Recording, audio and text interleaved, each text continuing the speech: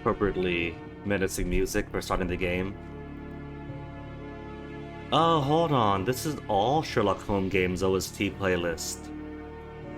I thought I just chose Crime and Punishments, but no, this is like everything. This is what? Sherlock Holmes The Awakened main music theme? Also Frogwares, because Frogwares is like all the Sherlock Holmes games. What year is this? I don't know. Top comment, is Holmes and Lovecraft perfect combination? Really? They have a Sherlock Holmes Lovecraft game?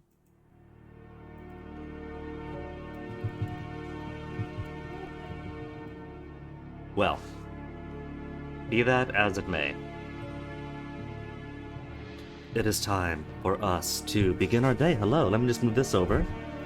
Everything is all prepared and ready. Hey, Mason, with your breakfast. Alright, I'll make room for you, but you gotta move the stockings.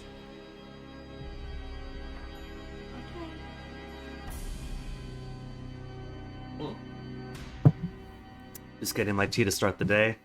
I'll turn this music off and switch on over to the actual game. Look at this is cool. They've actually updated the main menu. Gone from the very nice sitting on his chair with the rain on the windows, which I loved, to him away at his alchemical table. I could still hear the rain though, but as nice as it is. What's that? What? That's not the water bubble. No, it's rain. Okay.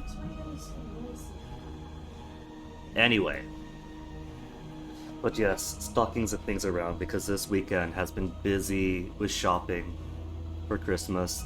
Last week until. Been on my feet going all around and I am sore and exhausted. But it's almost done. Hmm? Oh. Anywho. Gonna get into it, because I'm pretty sure that if this case isn't the last, it's pretty close to it. So I'm gonna be nice and not whip out the Wii theme song. Unless it gets especially quiet in the case. But this laid in. I expect full dramatics. Like, what is it? Wiggins' brother has been arrested. So we gotta clear the name of our little servant boy. Oh wait, that's continue. No, not continue. Because continue is for the last checkpoint. For the start then. So we get full context today, start to finish.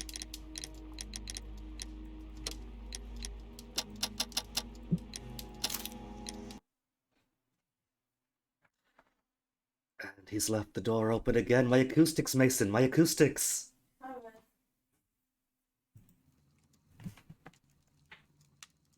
Begin. Where are you going, Holmes? Have you been invited somewhere? We have been invited, Watson. We have. Where to? To the Baker Street Irregulars' annual dinner. They sent us an invitation. It is on the table. A dinner? How could those street urchins afford anything like that? I can't understand your interest in them, Holmes. They're cheap dirty. labor. They wouldn't hesitate to steal your wallet. Watson, you should be excited. It is a secret dinner. Toby in the background. Its location changes every year. Read the menu. Sounds mouth-watering. All right. We, the secret police of Baker Street, They're precocious. invite you, Sherlock Holmes, and Dr. Watson to our annual dinner. Menu, entree, frozen rat head salad. Is this a joke? Everything's Not at better all. frozen. Pray continue. Main course, sow's udder in Danny Nutcracker's way. Sounds disgusting, Holmes. Hedgehog goulash. Street turnips in homemade juice. I'm surprised I got If it goes hedgehog as on. deep it is London. Ah, I can hear them on the stairs now. Well, we can't go there. We can't eat that. Watson, you'll hurt the feelings of those poor children. We have to go. Oh, Mr. Holmes. It is fine, Mrs. Hudson. Mr. Holmes. Wiggins, Dr. Watson is getting ready. He will be delighted to join us. You don't look well, my young man. Is there something wrong? Don't tell me the dinner is cancelled. Mr. Holmes is my brother, Leighton. He's in a prison cell. They say he's killed 2 men. What? No. You have to help us, Mr. Holmes, because I know he didn't do it. Where is he now? From what I've heard, they took him to the yard and they gave him a good beating already. You know what they're like. They'll hang me. him. They won't look any further. Holmes, we have to help him. And forget about the dinner. Holmes, dinner Wiggins, could be I'll a take the celebratory case. thing afterwards. You're fantastic, Mr. Holmes. I'll be waiting for you at the crime scene. You'll be there, right? It'll be an It's even on bigger Half Moon feast. Street in Whitechapel. Very well. An even bigger feast to celebrate the acquittal of his brother. So where to first? Half Moon Street or Scotland Yard? First. Let's give a visit to Toby. Hello, Toby. All you need now is a shawl and a mop cap, and you could be Mrs. Hudson's younger sister. He's so mean, but Toby is so cute. See, it says pet, but it's a lie. You don't actually pet him. Hello, Toby. All you His need arms now aren't is a moving shawl anywhere. And a mop cap, and you could be. Still there the entire game. Maybe she becomes a true killer. Like Miss Alice in the next game. Maybe this mystery woman is watching Holmes, making note of his cases, to judge him and damn him at the end. Holmes, poor little Wiggins needs our help. Yes, that's true, but we gotta get the lore first. Letters from the last case? Last case was Kew Royal Botanical Gardens, right? Sadly, Hamish killed himself, even though I was going to absolve him, and he was in the best position to take over Kew. But how's Miss White doing, who is also accomplished? Dear Mr. Holmes, I am writing to express my appreciation for your striking at the truth of this horrible case. At first I could not even imagine how Miss Margaret White, such an exceptional and beautiful woman, could plan and commit such a dreadful murder with that fellow Hamish. Those were the only two good characters of the whole case. How angry I was. But when I attempted to put myself in her shoes, I began to understand. This is Albert, right? So Albert is going to be more understanding than 80% of gamers who played the case. As talented and beautiful a lady as Miss White was, she evidently could not complete her studies without money. While my father was living his high life, deficient in human sympathy. Thank you for your kindness towards her. She is no longer here, and I already miss her. Yours sincerely, Albert Dunn. Oh no. So we never find out what happens to Miss White herself. I don't care about Albert. I care about Hamish and Margaret, who actually cared about botany and did what they had to do. Was she arrested? Did she flee? Did she go to a sanatorium? Did she make a second attempt on her life and now we're not there to stop it? I don't know. And she was so mysterious with, did you save me? Or worse? But at any rate, obligatory, what suit did they drop onto me? The casual suit with the vomit yellow waistcoat? Then first things first.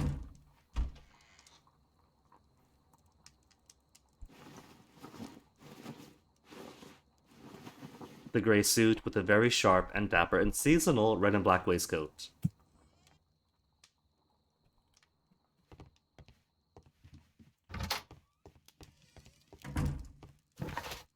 Alright, so facts of the case. Solve the crime at Half Moon Street, investigate the crime scene and talk to witnesses at Half Moon Street. First, let's talk to Layton. This is his case. We're gonna take his commission. So let's do this Phoenix Wright style. And encourage him, convince him that it's all going to be alright. We have no clues at the moment.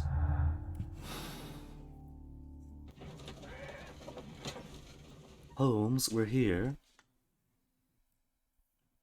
Mr. Holmes, whatever brings you here so late at night?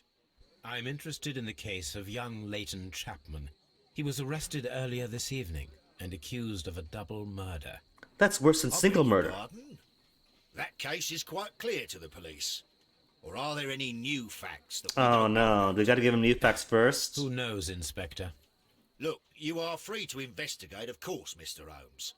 Chapman was arrested with a revolver in his possession, which you can find in the evidence room. He's letting me through, The okay. suspect himself is in custody. Alright, so Did give you us a find go ahead. anything else on his person?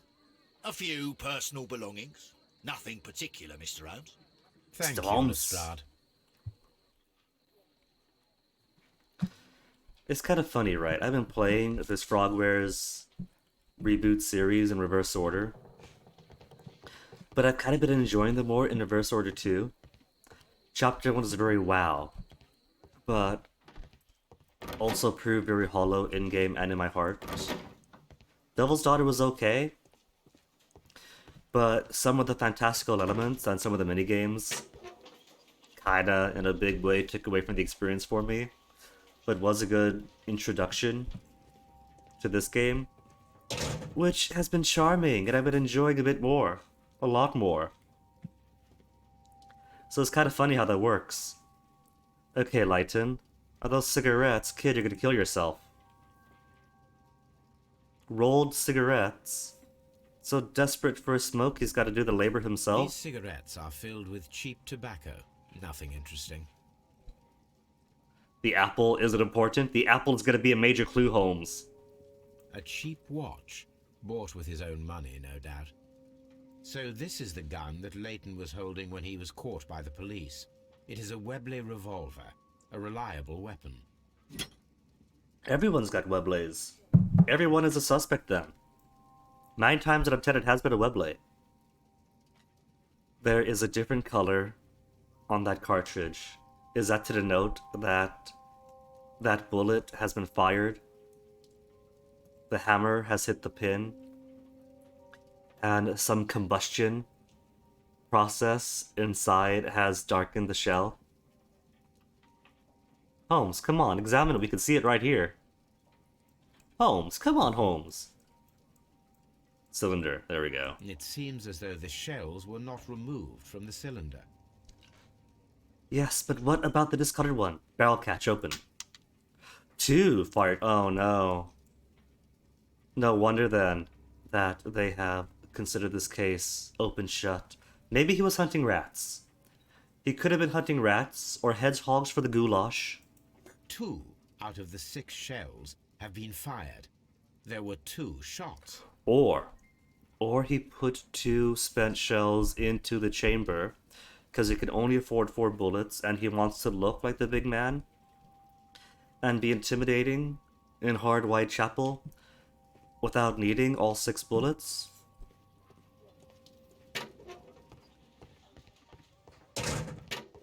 But first, where is he? Leighton. Please escort this suspect for interrogation. I'm gonna miss that line. Good evening, Mr. Chapman. Who are you? I've got nothing to say. It's all a mistake. Calm down, Leighton. I have come here to help you. To find out if you truly are innocent, as your younger brother Wiggins has told me.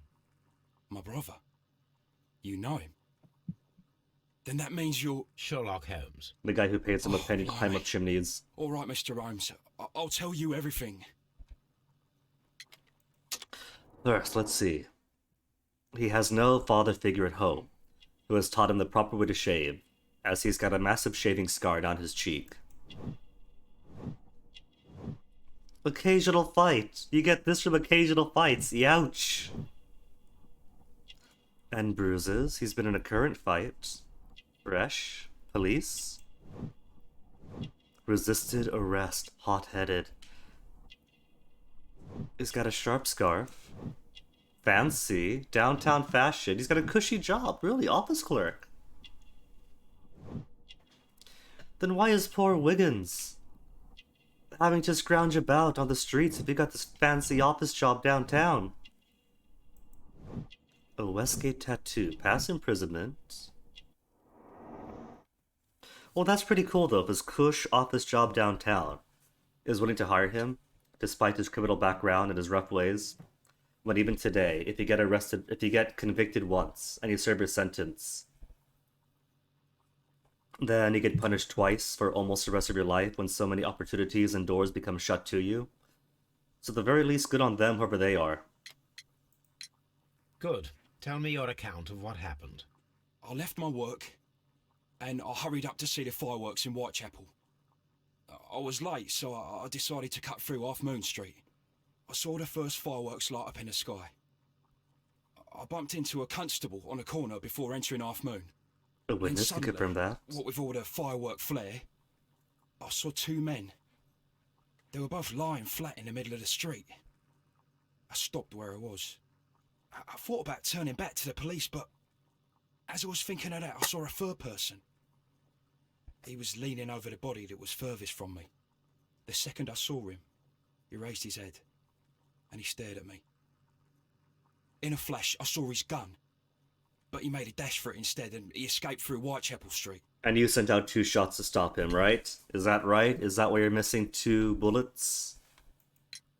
So you might still have had time to return to the constable. I panicked. I didn't know what to do. Anyway, I approached the bodies just to see if they were still alive. And that's So when you're one- caught. Blood pumping out of his stomach. He was dying. It was horrible. The second one was already dead. He had a hole in his head. He was holding a gun in his hand, though. I took it, and then I followed the third man. So if we take this as truth, so it's not his bullets nor his gun, okay? Interesting. Pray, continue. Do go I turned on. the corner, and I saw the man standing in the middle of the street. He seemed to be in some sort of panic. And then, Mr. Holmes, something strange happened. I told the police and they laughed at what I said, but I swear to you, my words are true. I started running towards him. But then I was blinded by a flash. It was so bright that I hardly saw anything for a good dozen seconds. But I kept running forward. As I arrived in Whitechapel, I heard a woman screaming. And then I was caught by the police. But there wasn't a trace of that man. Of course, then they found a gun and all that blood. I couldn't see the murderer escaping and all that mess. Perhaps I was still half-blinded at that moment. A thrilling account, my young man. So. Late 19th century, right? Do they have formalized flashbang grenades? If not, they do have explosives, fireworks, gunpowder. Should be child's play to concoct a blinding tincture. Leighton, are you able to describe the person whom you saw standing in Half Moon Street? Well, I wasn't able to see his face at all. It was too dark, and he was too far away. I could see his silhouette. Silhouette, describe it. And what about that? Nothing so special. He was wearing a jacket. He was quite average in size and his weight. I see. Lestrade, bring in half of Was London. there anything else that struck you at the time? No. But perhaps it's strange, but I can't remember the sound of his footsteps as he was running away. Perhaps it was because of the fireworks or the surprise of me seeing him. We shall see you soon, young man. So his build is of average weight. But he himself, oh my goodness, the length of that dragon's breath coming out of that man's tiny mouth. But his actual weight is so tiny that his footsteps cannot be heard. Evidence already saw. Guess all there's to do now is go to the scene of the crime, right?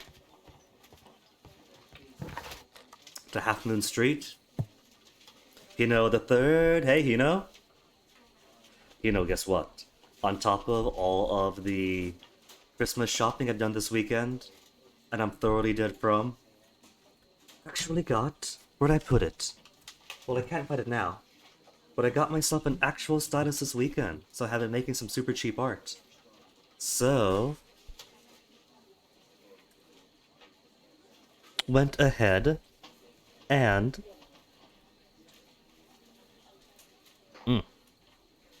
basically stole the Pride Pog bee to make a guinea pig version of it.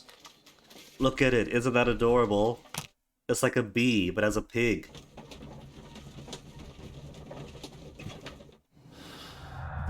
Let's see, Leighton's statements. States he saw a person leaning over a dead body just as he entered the scene. Leighton took a gun from the body and set off in pursuit of the man, but was blinded by a flash of bright light. What if? Oh, thank you, Hino. What if he is lying, as Hino says? And what Leighton really saw was his young brother Wiggins, who had slain 2 men dead. And this fantastical story is because he made it up to spare his child from being hung in the gallows.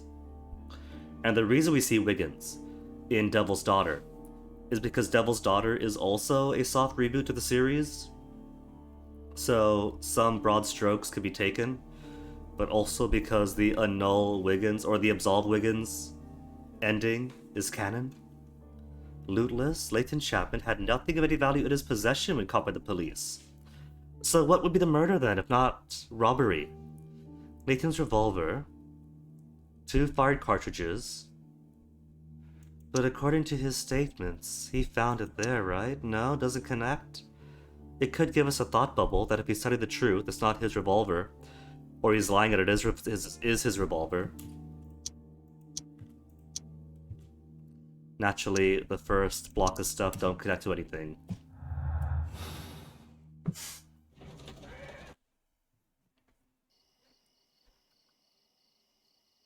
Oh, that's so cool. I'm holding a lantern. You know what this means? This means I can't possibly do any complex minigames.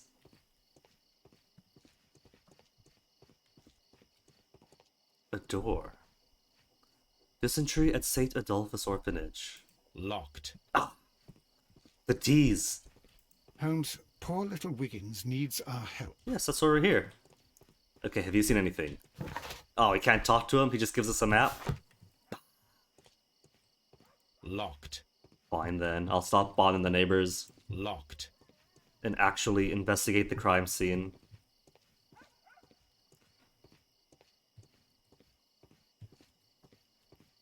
Tracks in the mud aren't important, I'm sure. Must be billions of tracks going through.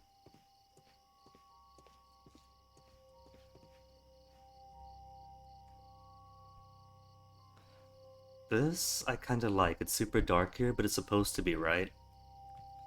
Darkness and lights are super tricky in video games. Partially because devs work in the dark. Players rarely game in the dark. So what the devs create is often not what the players see. But also light's tricky. How to get yourself a lightness and darkness system that accommodates dark outside spaces, but also that doesn't turn indoor spaces into the dankest of caves. Because that's also pretty tricky. Please, gentlemen, leave the scene now. Oh, Mr. Holmes, is that you? Good evening, Constable... Constable Marrow. He's given us a I was name. here with It's Inspector him. Aberline during the Ripper case, Mr. Holmes, back in '88. But then this is nothing like that case. With this one, we've got the murderer, the weapon, and the statements, which speak for themselves. That is so Of suspicious. course, It should never Marrow. work out that easily. But you know that appearances can sometimes be deceiving. Where's Onyx? Alright, you brought him to the other room. Okay. Always paranoid about the cat getting out. Okay, first. Were there any witnesses, Constable? You spoke of statements. You have witnesses? Well, I was there, so I gave my own statement. And then there were 2 other witnesses who said they saw the killer Chapman. Mr. Turner, 2 other a witnesses? gentleman who lives in that flat over there. And Polly Powell, a flower seller, who was over at the far side of the street. That's probably the woman he heard scream. Probably saw him. Gun in hand, blood on his clothes. And she came to a natural conclusion. Who were the victims? The 2 men here, both shot. The stab fellow was Brian Vercotti, a well-known ruffian.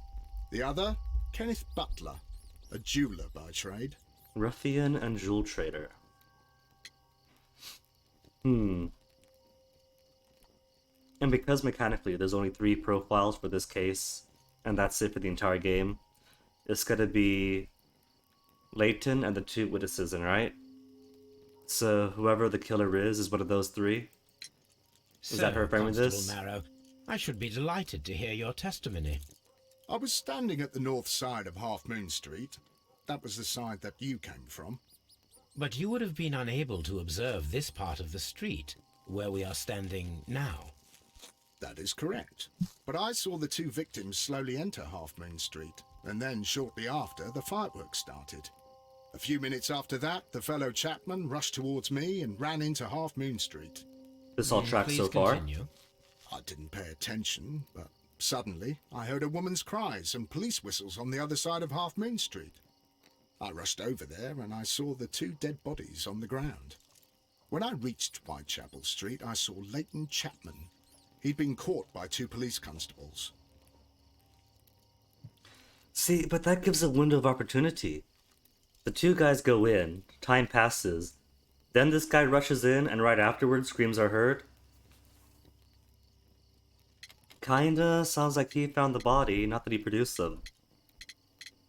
There are holes in this case that the constable should have realized. Details. The Constable Marrow, what else caught your attention while you were running through Half Moon Street? I saw nothing but rats, and I took the time to light every corner with my lamp. And so he saw nothing then, huh? What were the fireworks in honor of, Constable? Diwali? Well, today's Queen Victoria's birthday, Mr. Holmes. Oh, and we didn't get her a present! Yes, I appear to have lost track of the days. It is May now, of course. We didn't give Vicky a present.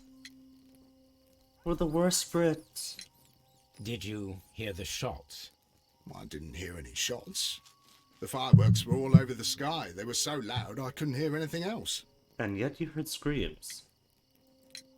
Did you happen to look up at Mr. Turner's window when you were on Half Moon Street at that time? Yes, I saw that the window was open, but no one was there. It was dark in the room. Constable, your statements have been of great value to me. Where's Mr. Turner's window? Is that Turner's window? Is that Turner? Yeah, just 3 people for this case. So, if Leighton is innocent, it has to be either the flower girl or Mr. Turner. Mr. Turner, who was snooping out his window onto an alley when fireworks are going off. I guess he gets an okay view of the sky, but it's not a very big picture, is it? Suspicious, snooping, it was him. I'm calling it, it was him. And you want to watch me do my work. Who's this, Wiggins? Wiggins! I'll do anything to save my brother, Mr. Holmes. Anything would you eat? This box of caramels. I don't want him to watch me work, so I'm going to interrogate you, then send you back up to bed, then work in peace and quiet. Good evening, Mr. Turner. I heard Constable Marrow reply to you as Mr. Holmes. Are you that detective gentleman? I've heard of you. And well, I know things about this evening. Excellent. Might we hear your story? Let's see. He is older. He's got a detached earlobe, so he's not one of those fused earlobe freaks. Big oxygen intake capacity. Keeps his monobrow carefully trimmed. His nose hairs immaculately trimmed, super jealous. No scarf. And it keeps his top 2 buttons unbuttoned. What's this? Metal clasp. Balaclava, Crimean War. Aw, you wear it on your civvies? That's so cute.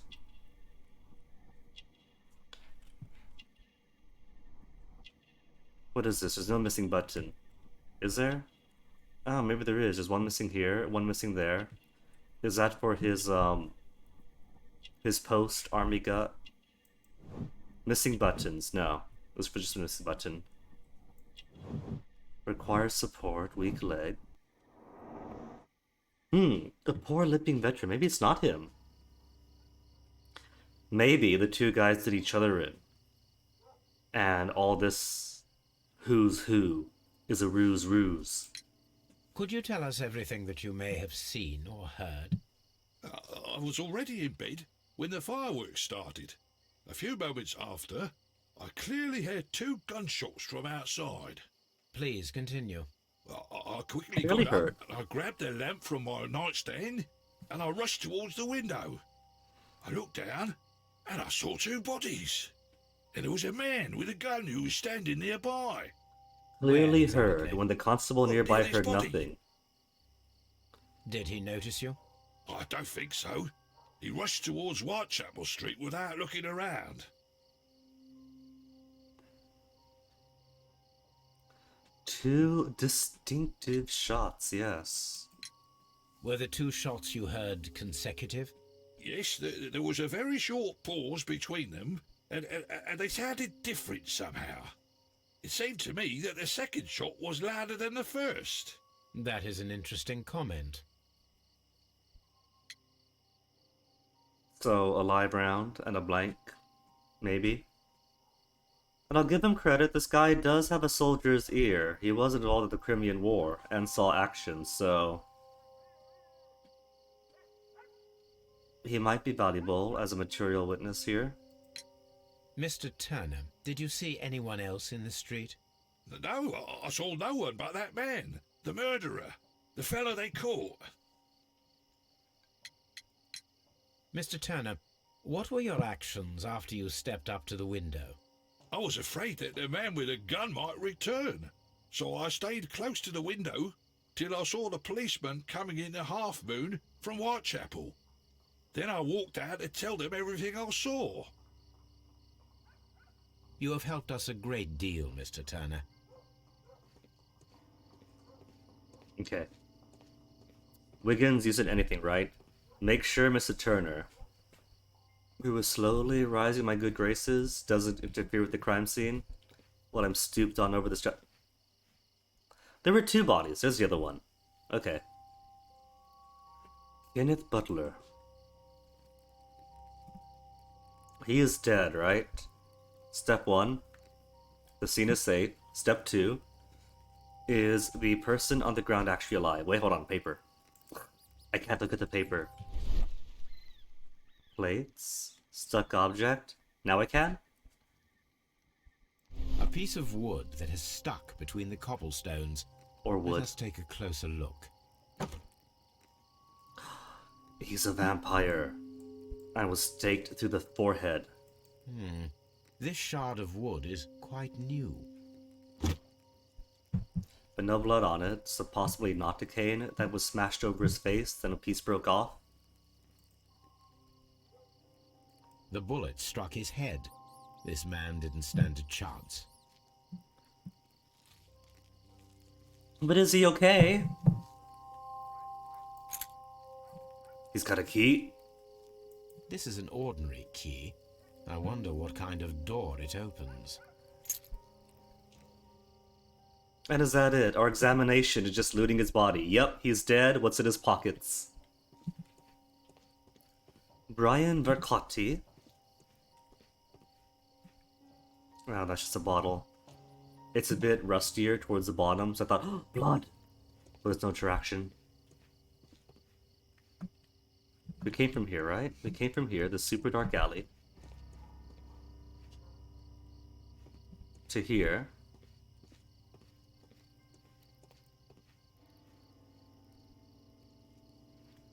Let's see. Head. A face of anguish. Brian Vercotti suffered greatly. What a terrible way to die. Tattoo? He was also Westgate. Same as Lighton. A tattoo from Westgate Prison. Vercotti must have done some time there. Questions for Lighton then. Did they know each Vercotti other? and Leighton Chapman both have identical Westgate Prison tattoos. They were most likely acquainted. You can't say that, Holmes. They might have been doing time at different times. And if they were doing time at the same time, that doesn't mean they met each other. I'm sure it's a big prison. It gives us questions. They might have known each other, so there's things to follow up on. The bullet penetrated his stomach, a dreadful wound. He tried to stop the bleeding with his hand. Death was not instant. Lighton did say that he saw the blood churning out of the stomach, so he was still gushing out at the moment. What can we put together? There was a dark window. Turner's view. He remained near his window until Lighton was caught by the police. Conflicting statements. He might have just had the window lights off. His room lights off. Didn't want to be seen, you know? He was afraid of the gunman returning might make himself more of a target.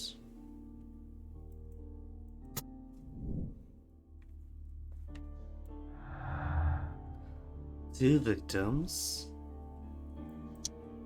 But then two different shots, too. Layton's revolver, but different shots. Could we examine them? Simultaneous shots? Turner could hear the contrast between two fired shots, as in fact 3 shots were made. At first a single shot was fired, and then 2 guns fired simultaneously directly afterwards. But then where a third gun? Because Lighton's gun was not his gun if he's saying the truth. Turner could hear the contrast with 2 fired shots, made from different points in Half Moon Street. Okay, what's the history of blanks? Because my immediate thinking was, oh, 2 gunshots of different sounds.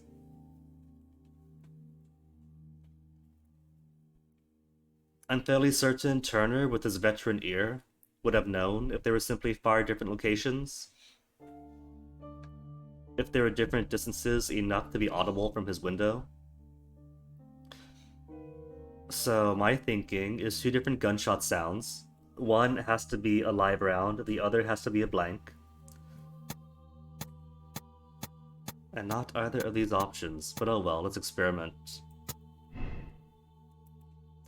See if that possibility is possible, itty.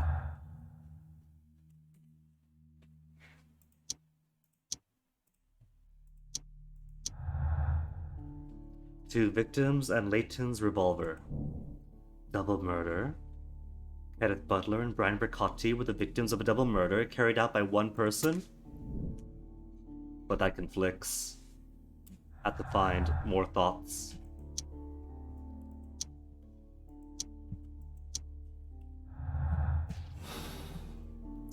Okay, what is new in our to-do list? Talk to Mr. Turner and check the view from his flat. A possible crossfire between Kenneth Butler and Brian Bricotti at Half Moon Street. Examine the bodies and perform a reenactment. One of the victims possibly fired his gun twice. Find out who it might have been.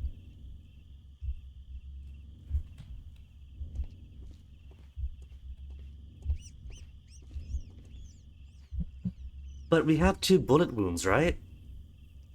We have 1 bullet wound in his head, and another bullet wound in his guts. And I don't think we've seen a 3rd bullet. Maybe he was hiding, because a bullet came pretty close to his house, to his window, and freaked him out. Maybe it did go into his window, maybe it was open at the time. And that's why he was so certain not to be seen again and shut his windows and his lights. And the gut shot then could have been return fire.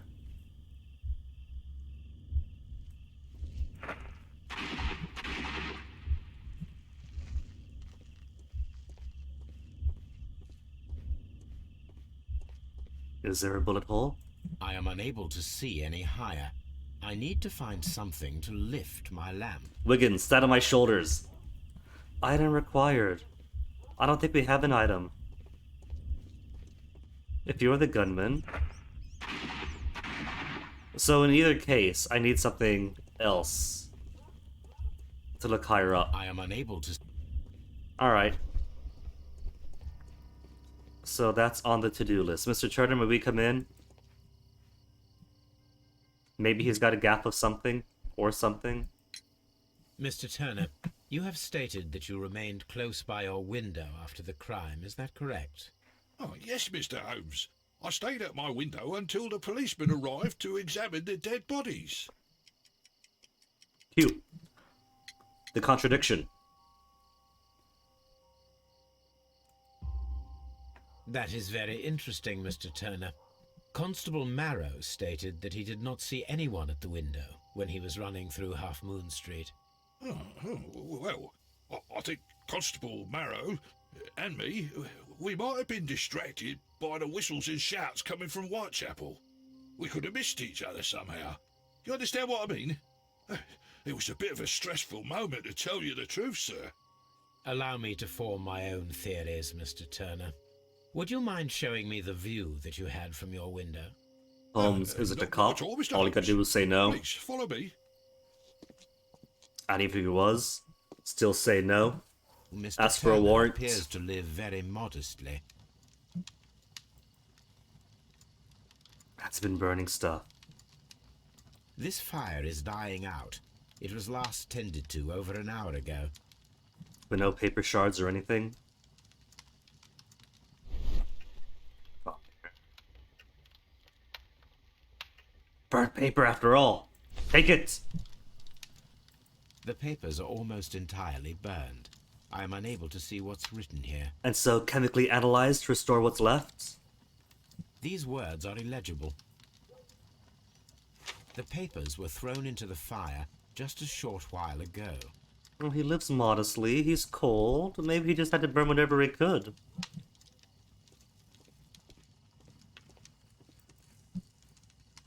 His books are dwindling, they became kindling. The books on this shelf are in a mess. It looks as though Mr. Turner was trying to find something in a hurry here, a short while ago. He had to choose which of his remaining babies had to go in the fire to feed himself. The walking stick is broken. It is. This walking stick is broken. It was placed here quite recently. A perfect match. Jinx! Jinx! So, Mr. Turner broke his stick when it became stuck between the cobblestones. He did not mention that he was so near to the victims. And the timing, he did identify the wood as being a recent addition to the cobbles. Gotta check your bedroom. That has nothing to do with the case. Oh, that's pretty. What is this? Oh, he's got some porcelain figures. Was that a present for Queen Vicky? It is her birthday. Mr. Turner was roused from his bed by the sound of gunshots. Then quickly found something in his books, tossed it into the fire.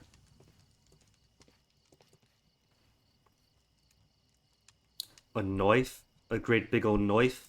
This kitchen knife is quite sharp.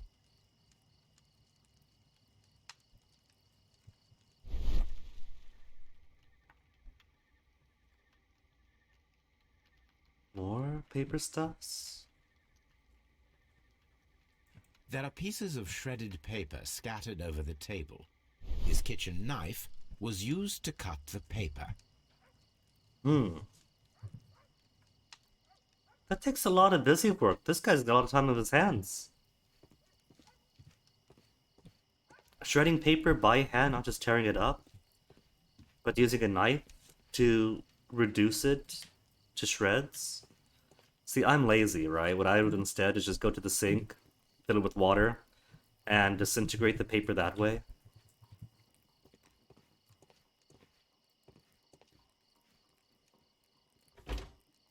So, that's the view Mr. Turner had when he opened the window. So he could see both people.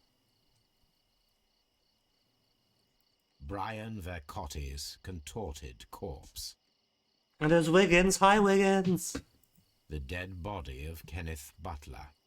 Mr. Turner had a perfect view of the crime scene. He saw the bodies clearly, and Leighton Chapman standing over them. So that could track. Oh, I was confused for a second. I was moving around, and all I saw was the red, white, and the blue wallpaper. So wait a minute. This Crimean War veteran has an American flag draped over his chair? Anything else you would like to know, Mr. Holmes? Yes, quite. Could I borrow your walking stick to suspend my lantern? No? I can't even interact with it? Have you got a fireplace poker I could use to suspend my lantern? Could I borrow your bed to do the same? I think I've got all that I want here.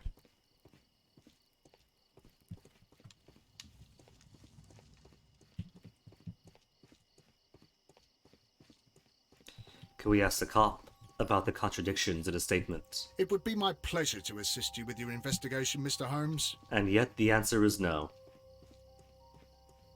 Wiggins, you said anything, right? Mr. Holmes, did you see my brother at Scotland Yard? Is he all right? Yes, he's fine. A bit bruised, though. I'll do anything to save my brother, Mr. Holmes. Then grab my lantern and step on my shoulders. I'll launch you up.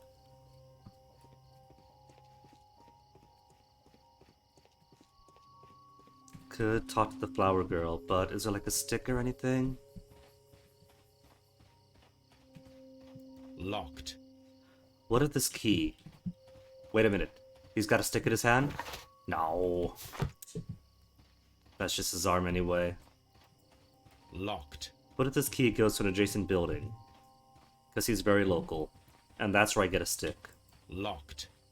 Locked. A mirror? Oh, so Polly could have seen down here. Or maybe the weird flash of light that he saw was a mirror? This mirror is turned towards Half Moon Street. Average height and build, but couldn't hear the footsteps, but he was also wearing a jacket. So she could have been wearing some bulky clothing as she ran away. And all Lightning would have seen is a bulky jacket running past, but didn't hear the light, dainty footsteps of a 19th century British woman. Witness? Not witness. Locked.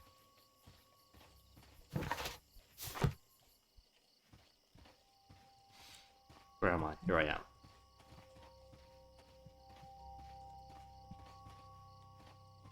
Locked. Fake doors everywhere. Alright, Polly, let's talk to you. The last final witness for the Mrs. profiles. Howell? What do you want? My name is Sherlock Holmes. I'm assisting the police with their investigation of the crime that took place this evening. Well, I've already gave my testimony, but very well. We can't profile her? We can't profile her. Is that to say that there's truly no doubt that Polly isn't a suspect? You would think that... Now, stop dancing. That as a witness on the case with the name, that you get a profile, but I guess not. Every unnamed station master in the ghost train got a profile. Could you tell us everything that you may have seen or heard? Yes. I was selling my flowers as usual, and Just at then night. the fireworks began, in honour of Queen Victoria. I enjoyed those. But then, all of a sudden, a young lad ran out of Half Moon Street and stopped just by me. He had a gun in his hand. He was like a ghost, and all covered in blood. It was dark, but I could see him, because of the flashes from the fireworks. And then? I screamed as loud as I could. I knew that a policeman should be on duty in the vicinity. He had no time to escape. 2 constables got him. Then another constable came out from the very same street, and I heard him talking of a horrible murder. Was there anyone else? Because I don't remember blood all over Lighton either. Did you see anyone else leaving Half Moon Street? His clothes are Prior very to neat. or at the time of the crime? No, sir, I did not. Even with all the fireworks, I was very attentive, as I'm always on the lookout for customers. So whoever it was probably disappeared within Half Moon Street itself, which does make the Crimean War veteran more sus then. He was burning things, his walking stick piece was found between the victims.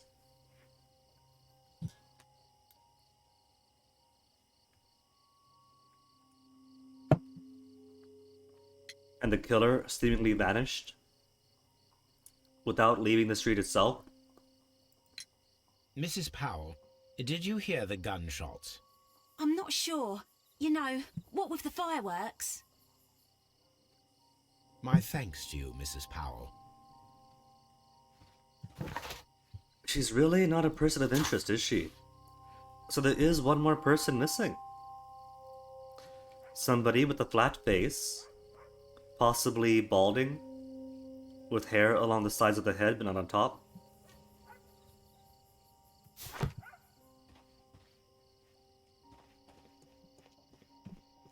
And she's got no sticks to give us, does she? The mirror actually works!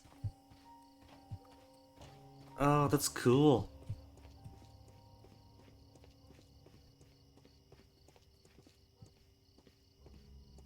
You see that? We happy few? They could have working mirrors. It would be my pleasure to assist you with your investigation, Mr. I mean, I guess the mirrors do work in We Happy Few. You just gotta get right up on them to get your reflection shown. Because it turns out that all you have in-game are arms. And you can only tell if you get your character super, super close to a mirror. Because the arms are all you see.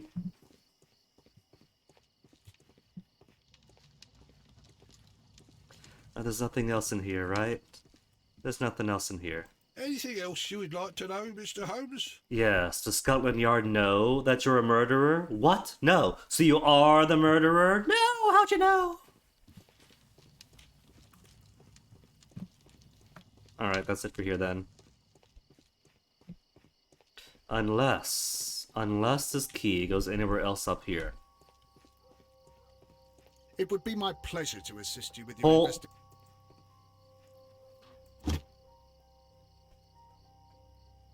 This should be useful.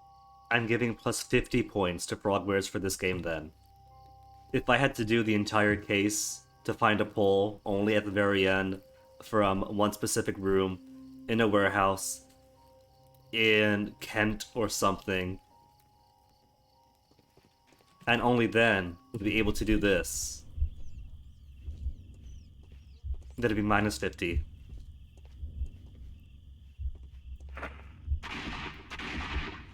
Let me check this one then, because I really think that is pretty possible that he was woken up not just by a gunshot, but a gunshot right outside his window connecting, and that spooked him, and he fired a shot back out.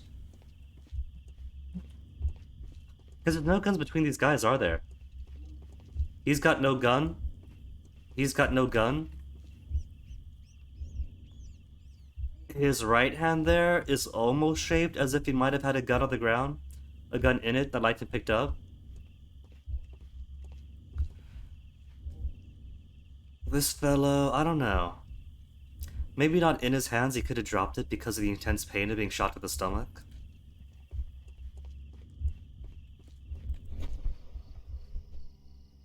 So let's... Oh, what do we have here? Oh, that's just a mess.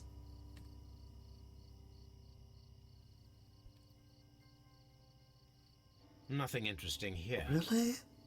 No bullet? One more time. It's not green. Maybe I missed it. Could it be a time limit? I don't know, I just don't see a bullet at all. There's no impact. It's all very, very intact. Nothing interesting here.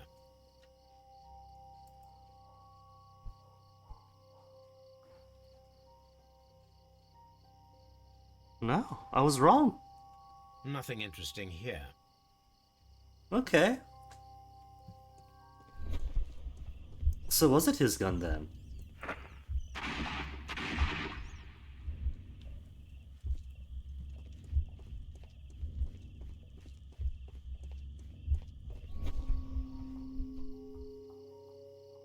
Bullet impact. Aww.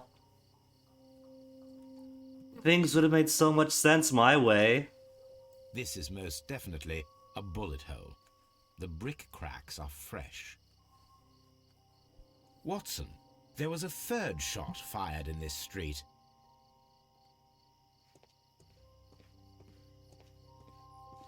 Maybe. Also note the angle of the shot, right? Can I go back up to it? It was a very straight angle. It wasn't from below. You don't have, like, the burst going this way. It was all very radial, very clean.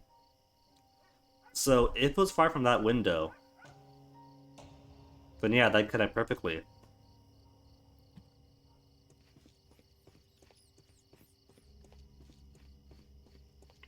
Could have been you two firing at the same time, and then you shooting out at a panic, hitting the wall opposite.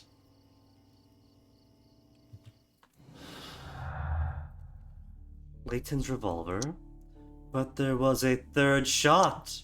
Oh. There were 2 victims, but a third shot. A double murder. Kenneth Butler and Brian Vercotti, victims of a double murder carried out by one person, or a crossfire. Kenneth Butler and Brian Vercotti both died of crossfire, each of them holding a gun, and one gun is missing now.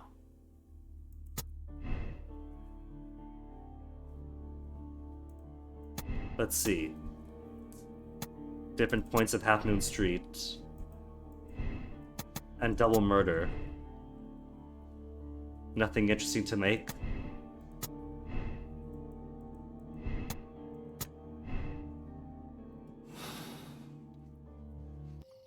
Any more deductions we could possibly deduce? A third shot but 2 victims? A third shot in Layton's statement? A disappearing man. He did mention one. Layton Chapman's statements regarding the jacketed man who disappeared at Half Moon Street now seems reasonable, and is only now worth consideration, as the 3 shots at the crime scene prove the presence of a second gun that is now missing.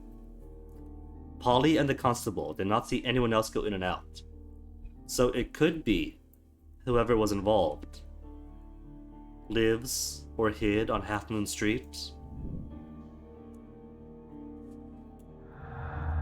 Common statement? Layton Chapman is the only person who was seen entering Half Moon Street after Brian Vercotti and Kenneth Butler. Seen standing over 2 dead bodies, and escaping the crime scene shortly afterwards. An imaginary man? The person whom Layton Chapman described in his statement is a figment of his imagination, created to vindicate himself. We can't open the possibility of, or maybe he did see him, until we get evidence for it. No, he ran in, shot one person, shot the other, then fled, yeah? No.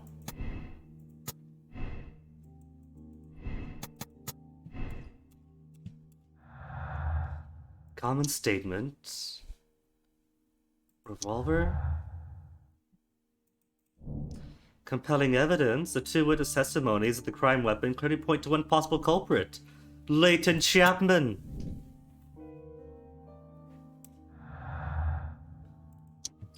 And the rest don't go anywhere. So are we able to just finger Layton right now?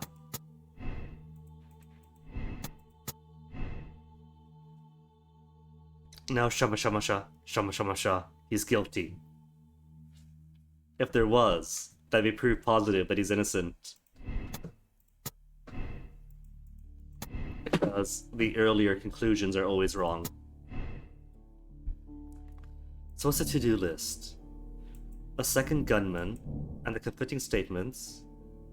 Conflicting statements is still on the to-do list, but we can't talk to the constable about it. Now we can? Maybe? Because it could have before. I would value your assistance in this investigation. It would be my pleasure, Mr. Holmes. I would like to make sure that there are no places in Half Moon Street where a man could hide while you were running through it with your lamp. All right, Mr. Holmes, what should I do? Run through? Take your lamp and start walking, just as you did before, and try to find me. We're gonna Understood. hide in Mr. Turner's apartment.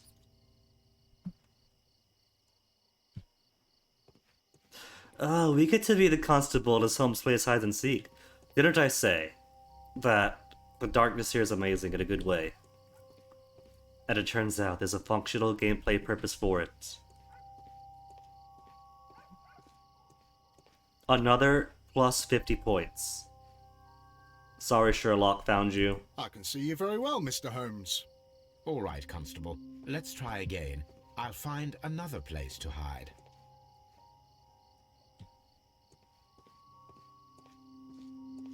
Naturally, check the corners first. Oh, clever, Holmes, clever! If there's a place to hide, it would be right here. Since anyone coming in, anyone who isn't specifically looking for hiding people, would just come out, miss him entirely, then see the bodies, and now you're thinking, is somebody hiding? Is he behind the barrels? Is he behind the sacks? By the time he thinks to come back up here and check, he's long gone. So good, another plus 5. Here you are, Mr. Holmes. All right, Constable. Let's try again. I'll find another place to hide. So, honey, what'd you do for work today? How did you get your pay protecting the people of London? I played hide and seek with Mr. Holmes.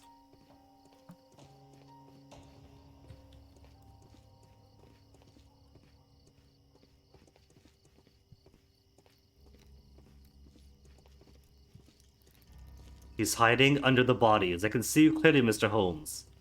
Let me find someplace else to hide. He's behind the door. He's behind the door.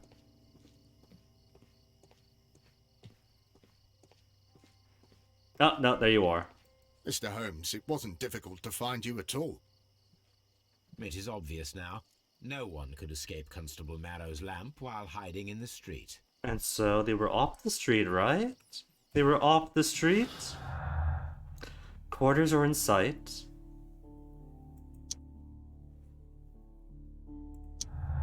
The missing man. More evidence against Lighton. Up the walls? If we could assume that there was one more person at Half Moon Street at the time of the crime, there was no way forward or back, only up or in. There's in. Recreate the fireworks described by Lighton and attempt to climb the wall. Okay. It would be my pleasure to assist you with your investigation. I'm always wondering what's on your mind, Holmes. Okay, so we got to approach the body. Who's this? And broke his stick? And then wobbled back in? What's Turner doing is option number 1.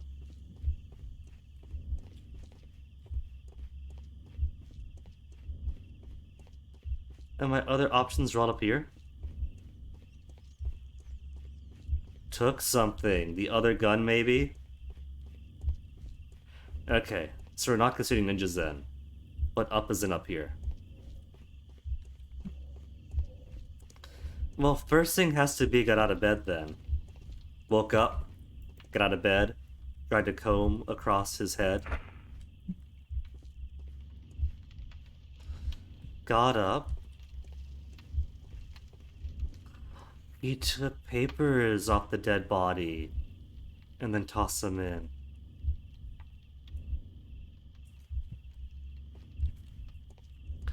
Open the window. No, open the window. Then approach the body. Then he came back.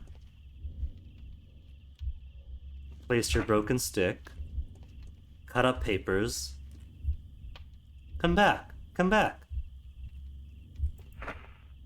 And then toss them in.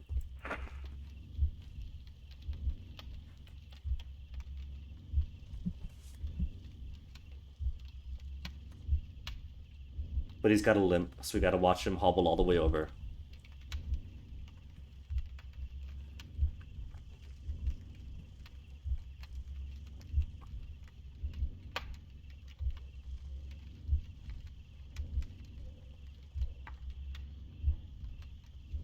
Maybe he saw the bodies, maybe he produced one of them. But either way, he walked all the way downstairs, and I'm not gonna watch him walk all the way downstairs. Build sequence. Oh no, I gotta watch it. Oh no. From beginning to end, huh? Well, get comfy. I misread build sequence because it's been a whole weekend. I thought it was like build it, as in confirm it, plant it in concrete, put some rebar in there, but no, it's go back to editing the sequence. That's okay. But this does mean if I got it wrong, then we'll have to watch him hobble all over again.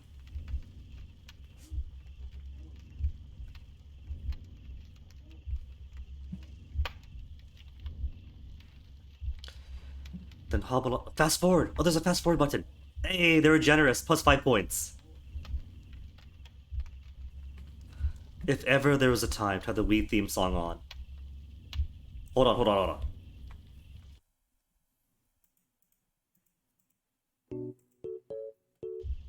Watch sequence.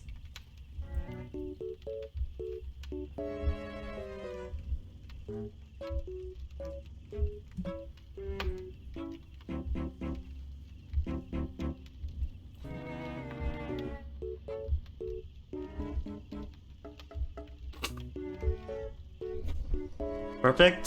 So Mr. Turner used a book to hide an object that he found on Kenneth Butler's body. The question is, what did he find? Money. It was money.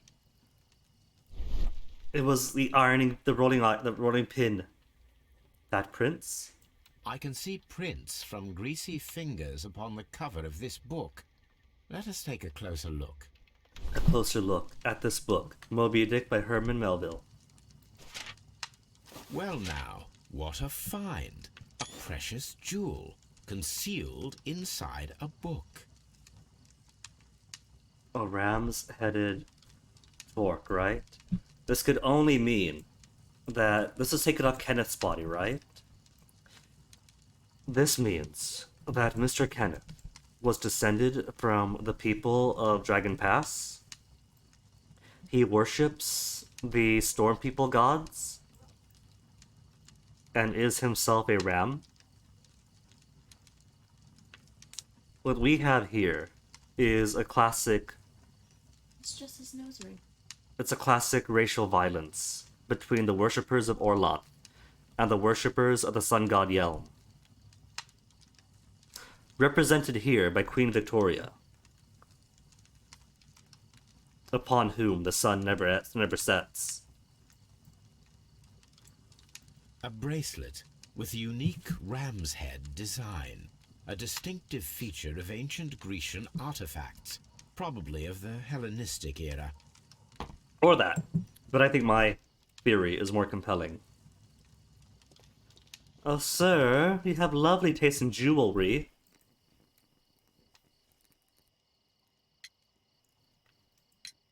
Mr. Turner, how would it be possible for a man of advanced years, such as yourself, to rush from his bed to the window in a matter of seconds, as you have stated? It's a small house, he keeps up. I'm able to move very quickly, despite my age. And when the situation requires it, Mr. Holmes. Lies! You're limp! I highly doubt that, Mr. Turner. I observe that you suffer a severe limp due to your injured right leg. Now, I will say, though, that old man can be rather stubborn. In Dad's final weeks, he had broken... Not only was he bedridden with a cancer in an advanced state, multiple myeloma, so it's in his bones, it's in his marrow, it's in his blood. He's broken his sternum in like 3 places, just getting out of bed once.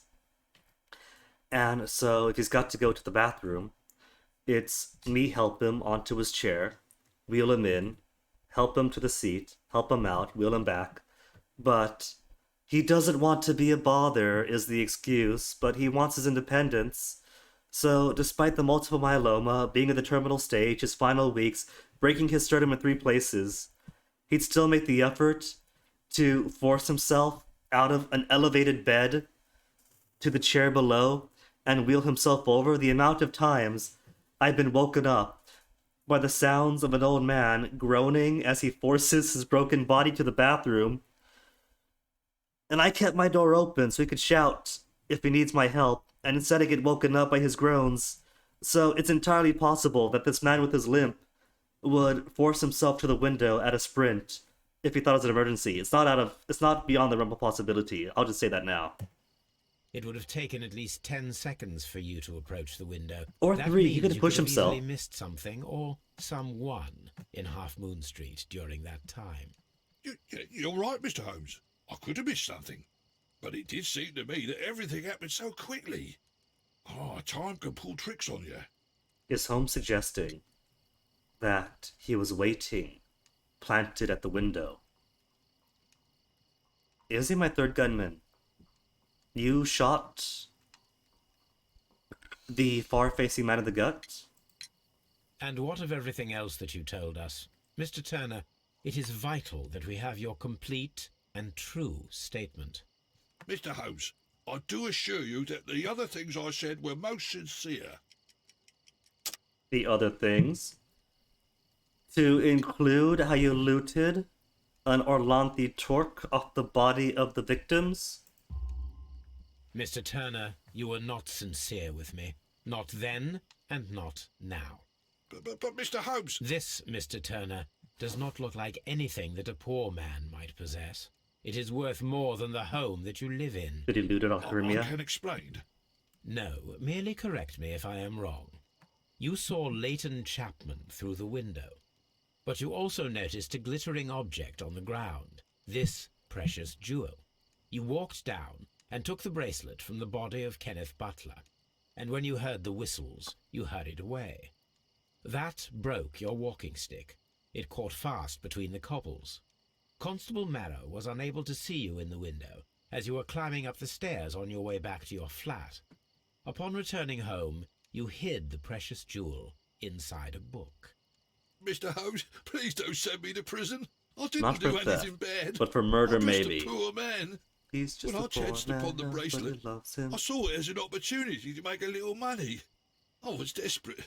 I only took the bracelet, that's all, I swear. You made a mistake by lying to me. But you are not a criminal. I believe that. Although I must return this bracelet to its rightful owner.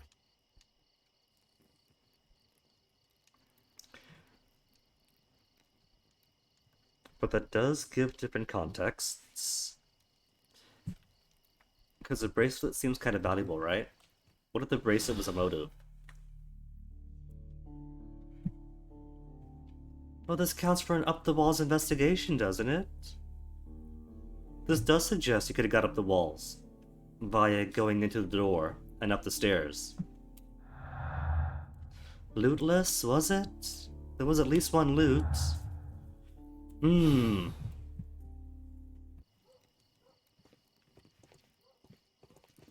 That's why it's better to stay at home at night. And what about cutting up the pages? What if I got the sequence wrong? And so Holmes... cutting up the pages was to make room in the book. What if I did get the sequence wrong? And so, instead of trying to, like, hide incriminating, damning notes, he's instead hidden the torque in the book, having torn pages out for the fire.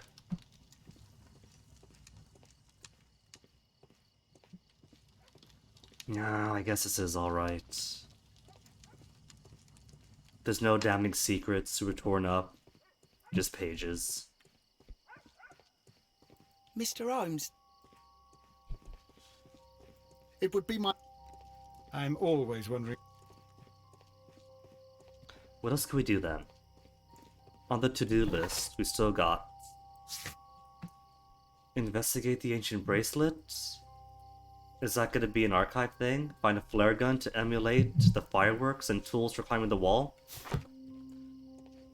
Oh wait, hold on, I just realized. The souvenir for the previous case. What's it going to be? One of the carnivorous plants? It is. The spore-spewing one too. Deadly plant from Kew Gardens. Well, there's neither flare guns nor anything else here, huh? So possibly just back home, maybe? I suppose that Maybe Holmes has a flare gun? And climbing kits?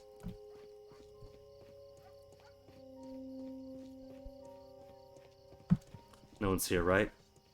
Does this door unlock? Locked. Locked. So the fancy man's key doesn't go anywhere here. Locked.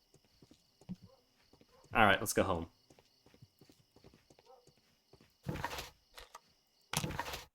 Yeah, to Baker Street.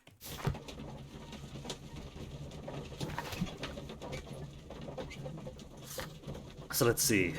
So the Orlanthi Torque is an archive thing. The Prisoner Tattoo, talk to Leland about. And that's it. For the time being.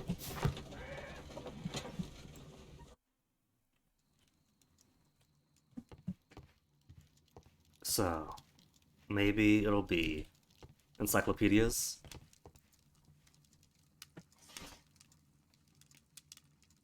Antique art at the British Museums. First try. These beautiful antique jewels represent part of the Hellenistic treasures collection.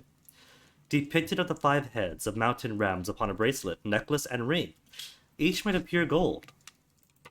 The 5 rams, in Mytilene, have been missing from the museum since 1885. And now we have one piece. Here it is. I need to continue my research in my archives. Well, we're here. Article about antiques. 1885, right? 1885. Hellenistic treasures stolen. A treacherous theft. The Hellenistic treasures were stolen yesterday evening, while being transported by cab on their way from the British Museum to Glassford Fine Art Exhibition. Pawnshop owner Kenneth Butler contacted Scotland Yard that night and provided information regarding a gentleman who had attempted to sell him a collection of historical art at his pawnshop in Church Street. The police have since captured the described man, a professional thief by the name of Vincent Foley, who I assume is going to be our 3rd missing profile, who had been in the process of escaping London via the port. He was recognized by the surviving driver of the cab that had transported the collection of Hellenistic treasures. Vincent Foley refused to confess as to where the remainder of the treasure were hidden. He was eventually imprisoned. The lost treasures are still to be found. So, to put this together in my head, all these people are probably connected, possibly including Wiggins' brother, as members or associates who had stolen and possibly sold these treasures way ages back. Because Kenneth had one, he was a pawn shop owner. Maybe somebody is reassembling these treasures to sell, or is silencing witnesses now that he has a cushy downtown job that he doesn't want Here upended. One of the victims, Kenneth Butler, was involved in the story of the stolen Hellenistic treasures. A visit to his pawn shop should tell me more. A pawn shop that has the climbing tools and flare gun, right? But first, the brother chap needs interrogating. Because he might know Brian Bricotti, maybe he doesn't. They went to the same prison, but could have been different times. Or different internal gangs. I'm always wondering what's on your mind, Holmes. Nothing new in evidence. Is there a body for Watson to help with now that he's here? There's no body inside. Just the same person here who's been lying there the entire game. I think he's maybe not so fresh now. It's been months.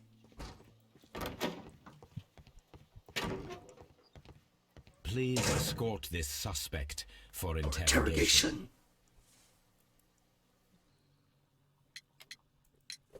Leighton, I confess I am puzzled. Why should a young lad like you take a gun from the hands of a dead man and set off in pursuit of a probable killer? I know. I keep wondering that, but at the time it was like a reflex. A criminal ought to be arrested, and he was armed. You So he were willing presents a to second risk your gun. life. That was a little foolish, unless you wanted revenge. No, Mr. Holmes. I was just being brave and stupid. But yet, the tattoo... Westgate looks after its own? I'm Wait, sure W, that you were, not E. but I believe that you may have recognized one of the victims, Brian Vercotti. You knew that gentleman well, did you not? However could you know that?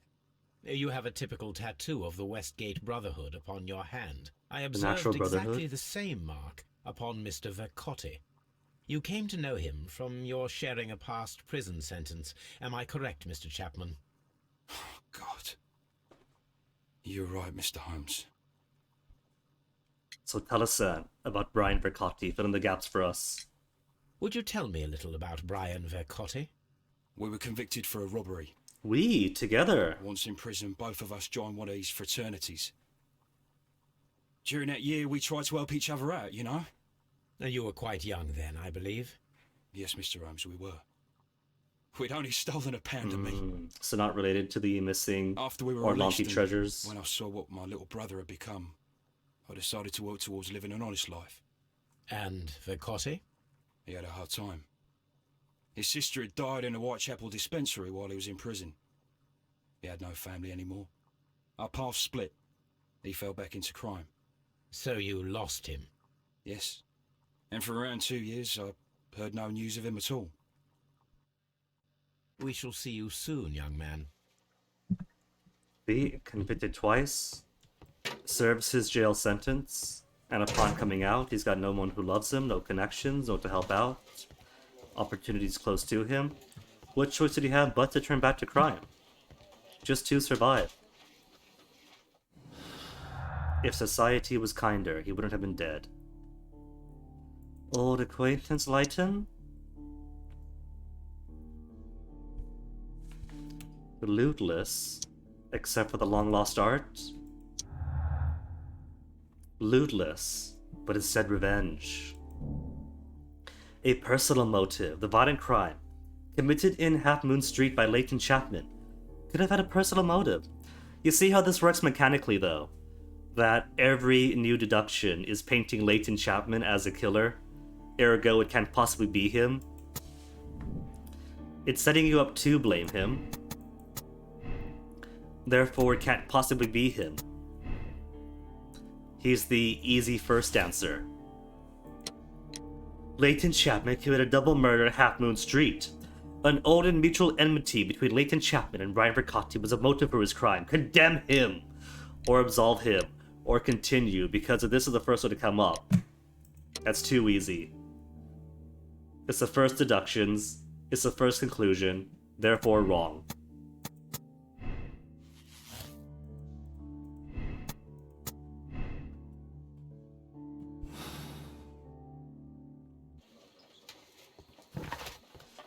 It's a pawn shop then? And if Kenneth is dead, surely he won't mind me taking his flare gun, his climbing tools.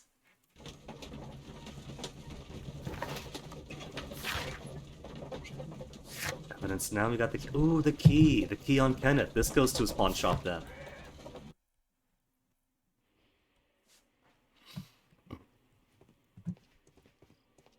Pawn shop? No.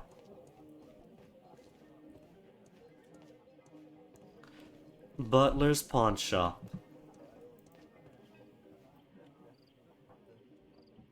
The door is locked, but I won't try to pick it. There are people directly behind me. Oh, well. If you somehow got this far without getting the key, how? Mr. Butler's key matches the lock perfectly.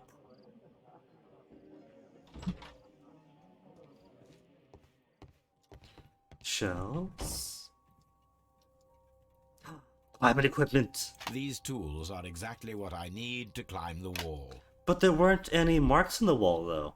There was a single bullet hole, some moss growing, but otherwise the walls were impeccable. Yes? Heck?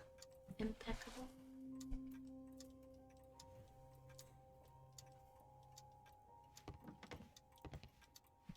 And then flare gun. Flare pistol. This is exactly what we need in order to imitate the flash of the fireworks. It's not theft that Butler's dead, right? Nor is it removing possible evidence. What else could I steal? Left drawer, where's the money? Another piece of the missing Orlanthi treasures, that's 2. The ram's heads. This necklace belongs to the 5 Rams of Mittelin collection. Interesting. That means that Kenneth Butler owned a part of this collection all this time, 10 years after the theft. Is this a cause for murder then? He had the loot and now they want it back? Hello, Kenneth. I remember you once told me about 3 pieces of golden jewelry with ram's heads from ancient Greece. You still got them, right? Well, good news for you. I found a man loaded with money who's crazy about those jewels. He's ready to fork out a small fortune. I could arrange a meeting with this money bag for you, but I want you to cut me out of the deal. I'll be waiting for you at the crossing of Great Alley and Half Moon Street on Sunday evening before the fireworks. Brian Vercotti. This could be sincere, and this was a fence deal gone bad. Or this could be Brian being in cahoots with Vincent and here to slay the person who's got half the loot to take them back for free.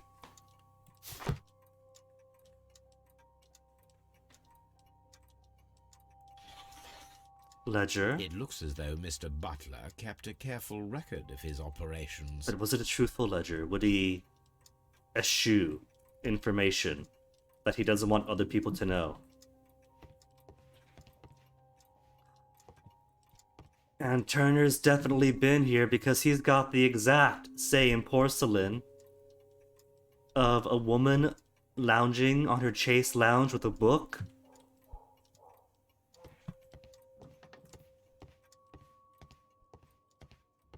That's everything here. I think that's safe to say. Talk to Constable Marrow to imitate the flash of the fireworks. Find a use for this. And see what deductions put together. Butler's jewels and long lost art. Really? Butler having the ring for the ancient jewel set 5 Rams of Mytilene and a raging deal with Brian Vercotti is not connected to the collection of Hellenistic treasures stolen from the British Museum? Okay.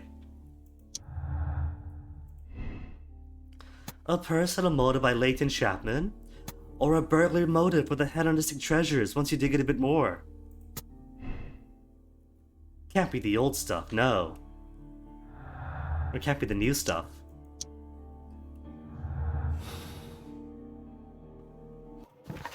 Okay, let's head to Half Moon Street then.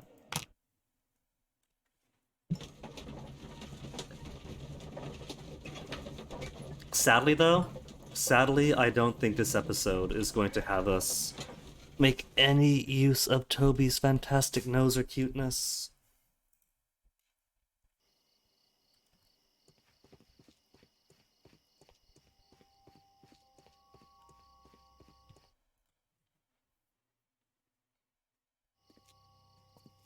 Begins. What's up with you, lad? What are you waiting for? I'm waiting for my brother to be released. Your brother? The one that you caught, beat up and imprisoned. Ah, the murderer. The He suspect. ain't killed no one, copper. Watch your mouth, lad, else you'll be joining that worthless brother of yours. Nice, man. Of course you need his help. Wiggins, you okay, Wiggins? You alright, son? Mr. Holmes, did you see my brother at Scotland Yard? Is he all right? Constable Marrow. See, this at least is Frogwares' true strength, I guess. Say what I will about the games, of whichever games. But at least when it comes to presentation, they got that going. That little dramatic interlude just then. The really professional camera and acting in chapter 1, and so on, so on. We get mood and presentation. Watson, I would like to perform another kind of reenactment with your help. I'm listening, Mr. Holmes. I want to check if Leighton's testimony can be trusted. If someone could vanish into thin air at a specific moment. But Holmes, I don't see how. I am going to be the mysterious gentleman whom Leighton followed.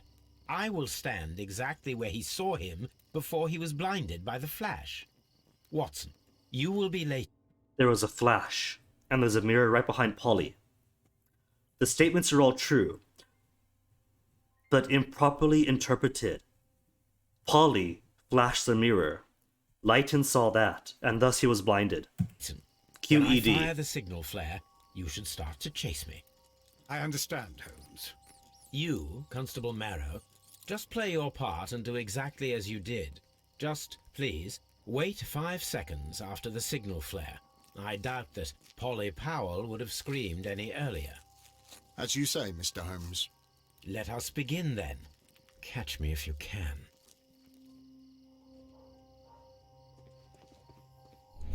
Okay, so what are we doing here? Climb the wall?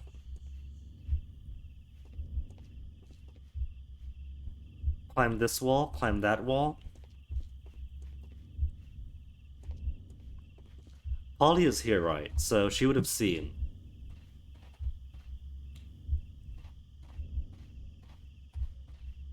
Are there options on the right, I guess?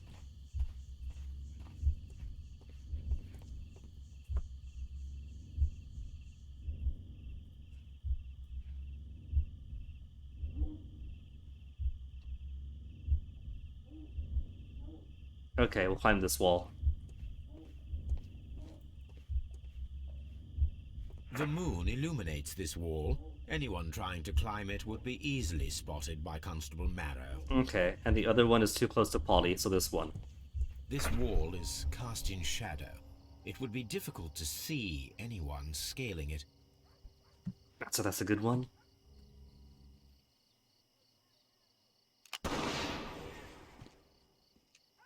One, two, three, 4, 5. Now you come. Truly, that's what happened then?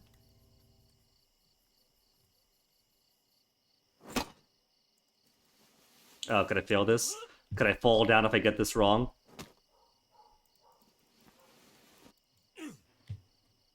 I can barely see anything. At least you don't fail for pressing the wrong button. Holmes? Are you there? Disregard the grunting, the loud sound of iron on brick. Where is he? My God, a man can't just disappear like that. So we need someone who has trained his upper body strength to pull himself Holmes? up. Holmes, where are you? I cannot see you, Mr. Holmes. Dr. Watson, it seems that Mr. Holmes has disappeared. Don't worry, gentlemen, I am up here, above your heads. How on earth did you get up there, Holmes? I am using crampons and a climbing axe, although the person we are looking for did not leave any traces of such tools. Constable, is there any way to get to the top of this building? Yes, Mr. Holmes, I can show you. The door to the building can be found from Whitechapel Street. So he got off on Whitechapel Gentlemen, Street. I am on my way down. This one, Gone Franklin Limited. This is the back door of the building. Not locked this time. Alright, so we got in here. Shards of glass and a broken window, so we could have come in through here. These shards of glass are from the window above. And torn clothes, pocket. It's empty. I'd be very upset if he just left his identity on this jacket. Someone broke through the window to get inside the attic, but in his haste he ripped his jacket. And left it behind because he doesn't want people on the street to question his broken jacket. If I use my imagination, there used to be panes of glass on the window. A cluster of thick black threads. They're unusually strong. I should examine them under the microscope. Strong threads on his jacket. We can conclude that the person whom Leighton saw climbed up the wall, broke into the attic window, and escaped through the hatch. It could only be strong threaded canvas from sails. We need to find a sailor. Wall climber, Leighton's statement actually correct. Leighton's innocence. Leighton Chapman's statement regarding the mysterious jacketed man who participated in the shooting in Half Moon Street is proven to be true.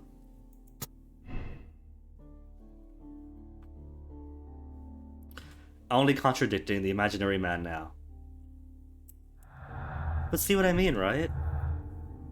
That whatever early conclusions and deductions you get simply have to be wrong. Because every other deduction and conclusion takes more effort, and therefore, because it takes more effort, it's closer to the truth. Long lost art and wall climber? No? But surely, if we have this going for us, if the statement regarding the mysterious jacketed man who participated in the shooting at Half Moon Street is proven to be true, then how can we keep, as fact for now, that he made him up? Where's the possibility that, wait, no, if that person did exist, then he didn't make him up? Where's that thought bubble?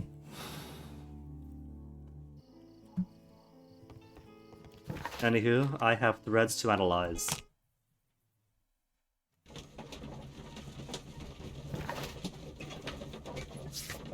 Solve the crime is all I have to do now. Black threads. Canvas. It's a pirate. The threads come from a Jolly Roger. Let us take a closer look.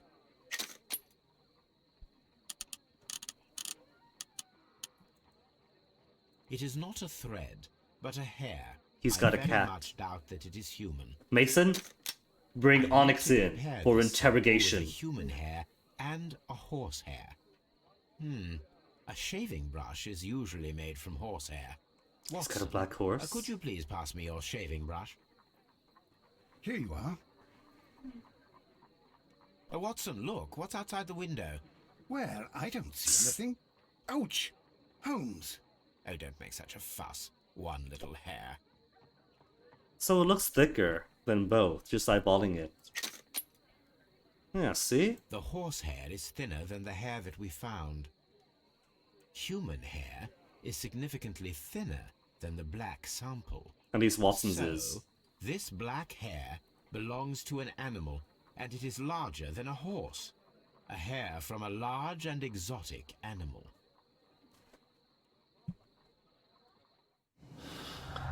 So could they have used that? Exotic animal hair? So it's only with the possibility of an exotic animal do we entertain the possibility that Leighton didn't make up the missing person. A circus acrobat. Could be a circus acrobat. A circus acrobat is the only possibility to he made him up. The only alternative.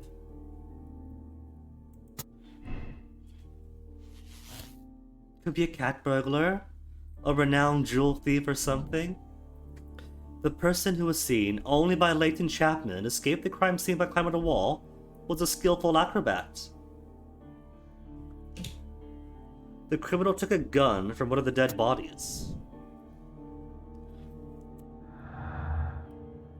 So you now. Vanishing act. Do we look around for circuses? Request Wiggins' assistance and located the right circus. And for once, Wiggins isn't at the window. We can't just call him up. Wait, can we? Watson's in the way. But if we angled it right, we could call Wiggins. Wiggins is currently... Ah, they accounted for it! Plus 10 points to Frogwares.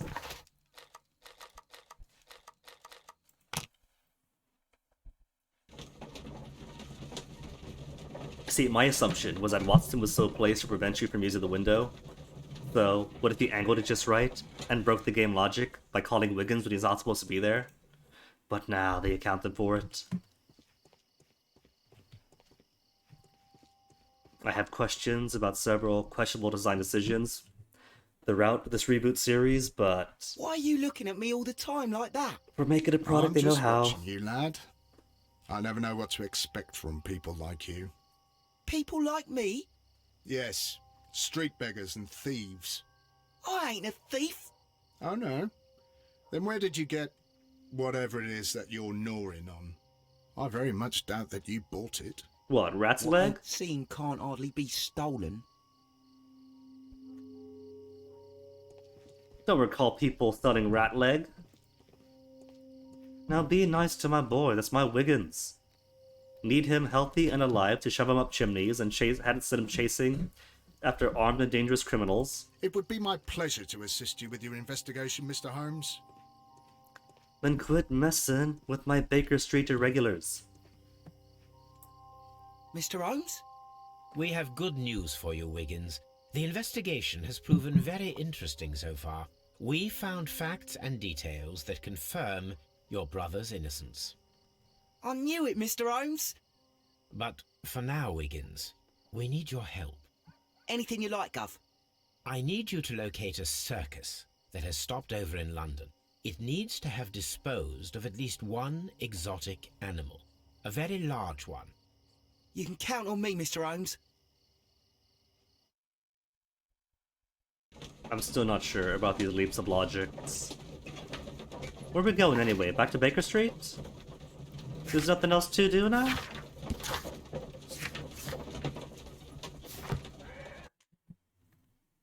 Early, very early the next morning.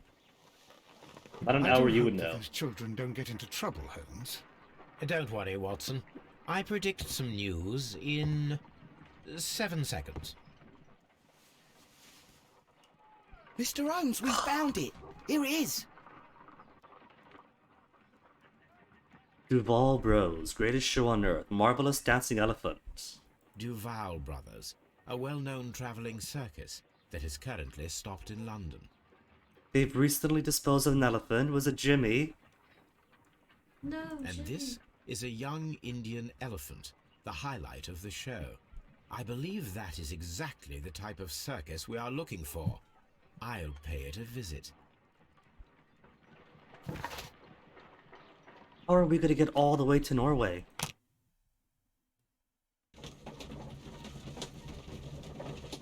Is there any introduction so far? No.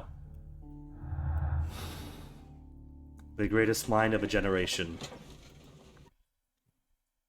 Which is unfair. It's the late 19th century. They're British. Aye, Not you. exactly the intelligentsia Stop here. right there. Good morning, sir. Pardon me, but why am I not allowed to walk around here? Because it's private. Well, I only wanted to meet the artistes. Hmm? You're wanting to apply for... Nah. You don't look like the type of, artistic lockpicker Artistic that we're lockpicker. looking for. That's not even You might hiding. be surprised. What? Nah.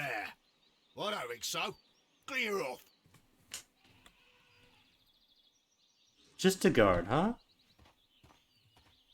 I'll just walk on through, don't mind me. You're a bit slow to catch on, eh? Oh, I can't just walk by him. What's he got here? Giovanni Maletti, the strongest man on earth? Alright, let's analyze you.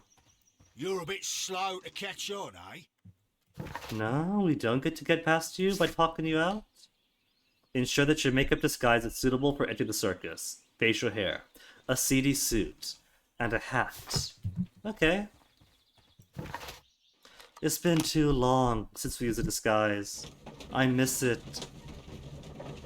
For an objectively good upgrade between this game and Devil's Daughter, it's definitely the freedom of disguises, because in this one you're locked out, right? You can't do anything until the game tells you to. And so you forget that you do have the option to wear disguises until it reminds you. So let's see, something seedy. There better not be an outfit described as seedy. Bandit outfit, maybe? It's a bit rough, a bit dirty. You need an outfit made of seeds. Farmer outfit I can't do, morning gown. Sailors, no. Unbuttoned is no, so yeah, it's only the one that it tells you to use. Various flavors of nice suits. Or one bandit suit. What if instead there was like a percentage threshold you had to meet that certain outfits provided attributes of various levels? Chapter 1 is kind of like that, but Chapter 1 is such an empty game in the end. Which is heartbreaking, really. Chapter 1 is full of so much potential. And I guess that if I look at the series as a whole, it's more open. It's an open world Sherlock Holmes, so you got that going for it. But it's an empty world, so it really does make me weep more than other open worlds like Far Cry or Skyrim go, because it's Sherlock Holmes, it's a detective, it's open world detective.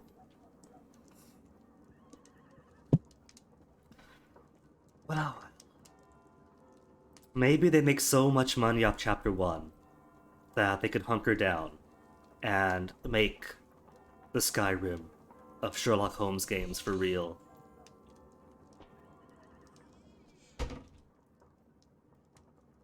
And then just pull a Bethesda or a Rockstar and just do the one game for 10 years.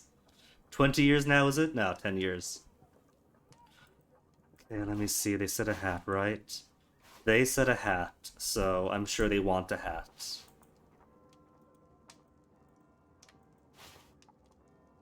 Which means you can't really have so much fun with all these options too. Maybe this could be seedy if given the right amount of facial hair?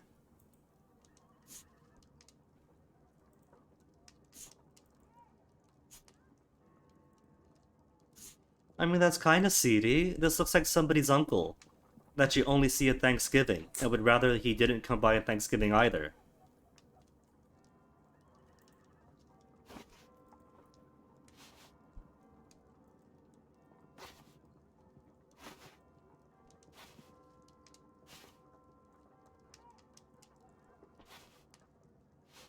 We'll give him a bit of a background.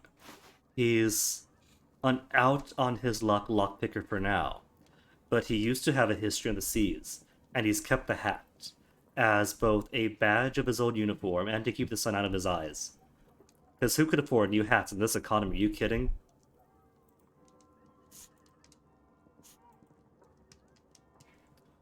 This is a bit more circus appropriate, but I think not. Oh, that is some ugly scruff.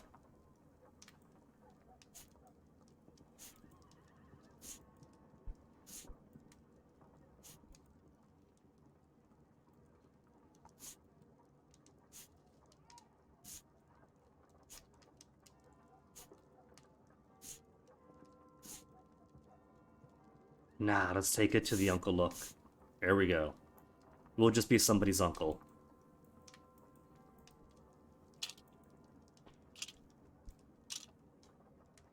No glasses this time, because nothing is going to get in the way between him catching you do something and beating you.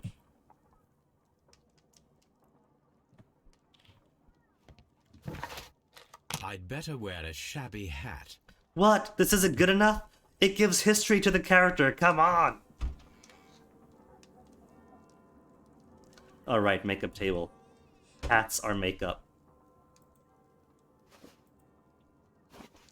Well, there's nothing shabby about that hat. It's a very fine hat. Same as this. But the history. I put effort into this character and his background. I wanted to play the part. I'm getting into the character to blend in better. Alright.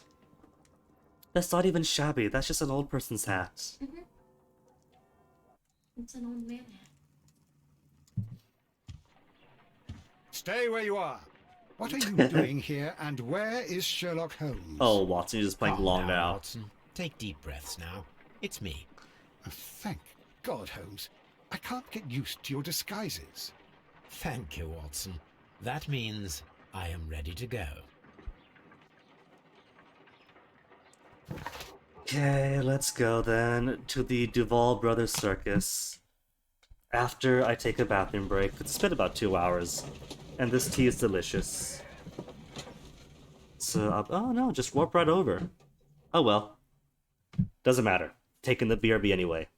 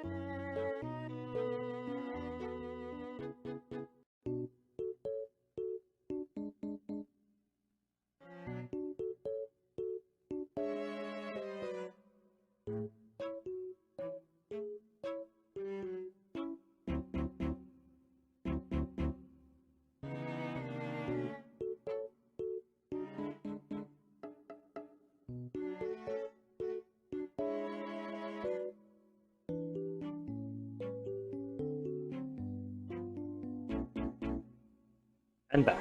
Just give it my tea. A little extra time to finish boiling?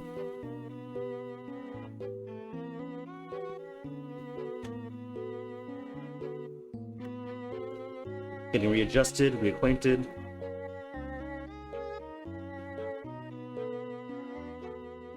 Alright.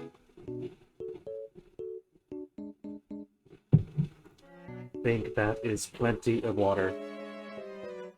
Plus, you never can tell with this kettle. There's like a 20% chance that it just boils forever until half the thing melts.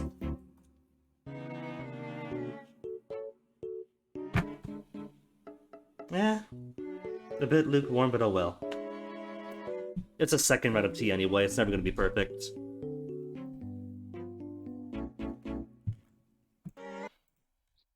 Who are you? What's your name? My name is Nigel. I'm here to open the locks. Talented, eh? Let's see. Go inside the marquee and show yourself to Charles Foley. Stream Deck I'd update highly available? advise Oh. you not to trick him. Got that? I've got it.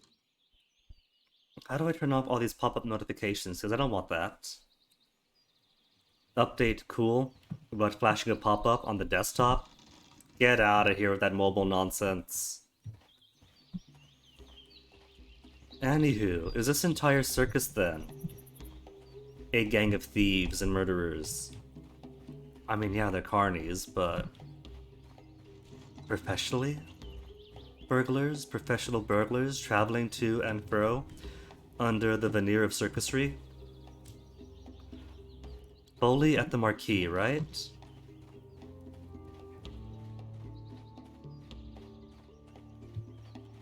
Kinda lapsed in my attention and memory with the update popping up.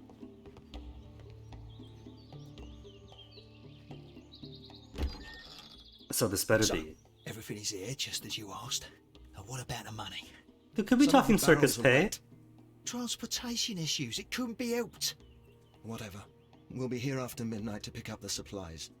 I want to be paid first. No. You'll be paid after we make the transfer, as I said. Right? I hope that no one saw you. The police are on the lookout. Of Confirmation. course not. I'm a professional. Glad to hear it. Be ready for tonight, then. This all sounds very shady, but they could be talking about presents for Queen Victoria. It has been her birthday. Hi.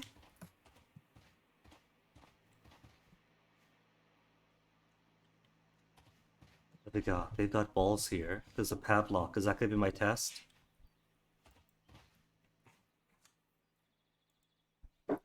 One's cracked open. This wooden barrel is damaged. It is difficult to say what is inside. It's already cracked and damaged. Why not just poke it a bit more? If this whole thing falls open, it's not our fault, right? There is a spot on this barrel that was intentionally painted out. The crest of the Honourable Artillery Company. Could it be gunpowder? I need to be sure. Oh. Is this the missing gunpowder that Mycroft mentioned however long ago from the Merry Men? Could it be that this is a final culminating episode? Because my thinking was that the Merry Men has been mentioned since the very start of the game, at least once per chapter.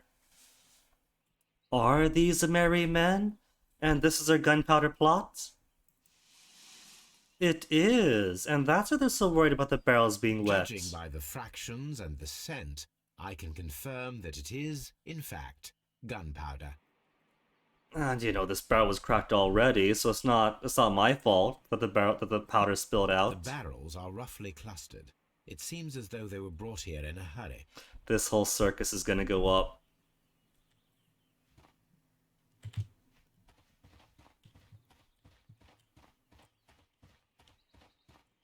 A printing press? Well, that's not too suspicious.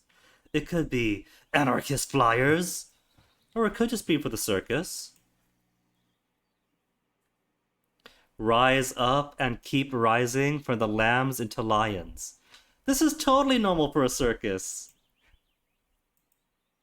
From lambs into lions. Those are words of encouragement and defiance. That's a picture of a contemporary gentleman wearing a Robin Hood hat. Interesting. This poster was clearly made to fire up rebellion amongst the people. It's just an Alpine hat. This is for, like, Italians or Austrians or Swiss people. There are enough posters to paste across half of London's walls. The press This itself? printing press is old, but still quite capable of printing hundreds of pages per day. Holmes. Powder kegs, a printing press, and a great many blank papers. All of this was stolen by the Merry Men quite recently. And these poster samples. I am quite sure It is not a coincidence. The merry men are planning some sort of sabotage. Stop right there. Who are you? Are you Charles Foley? Maybe. They say that I can open any door. But he opened the door to his I heart. see that lock near the chains on a table over there. Open that. That's it, easy. Holmes is the third and final profile. We found the true culprit.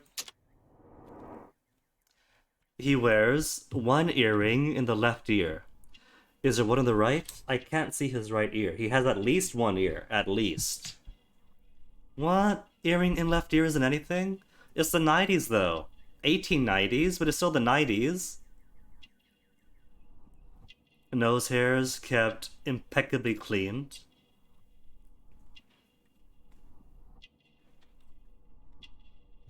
He's got a key. A complex key. I mean, I guess maybe. He's got incredible body hair textures for 2014. Like, no joke. For 2014, that's pretty sharp.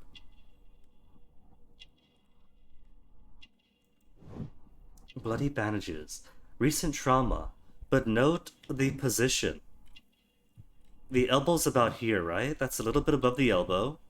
And you could see the thickness of this blue vein going up to it.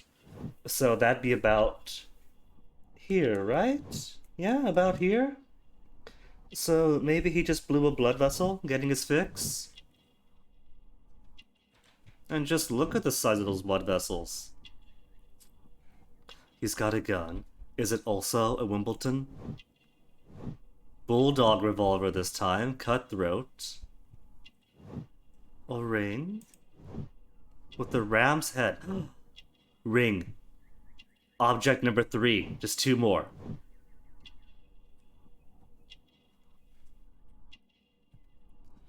And more cuts at his... Is it a tattoo? He's got a tattoo.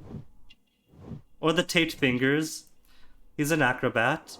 But what about the tattoo? Is the tattoo important?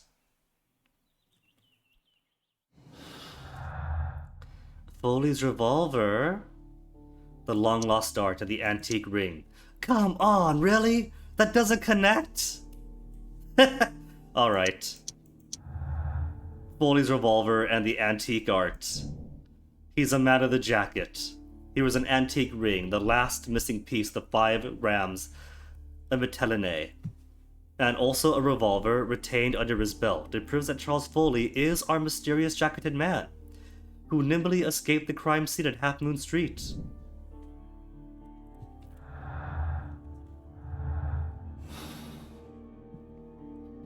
Well, first, we'll crack this case then. This padlock.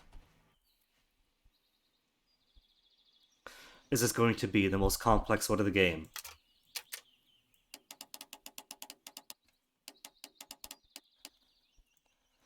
I see this time they keep the moving one on the inside of something else. Oh, just for that? Okay. I probably don't want to cover up something else, though.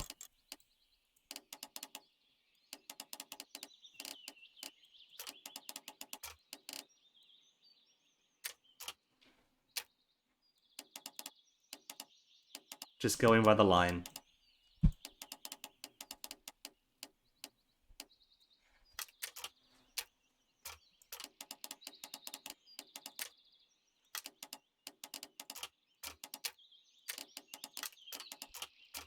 But if I just go by the line, then it doesn't line up, unless there's more lines.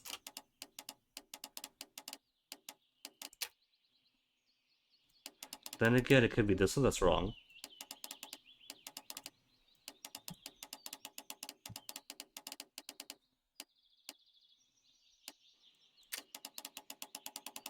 Yeah, oh, there we go, these lines then.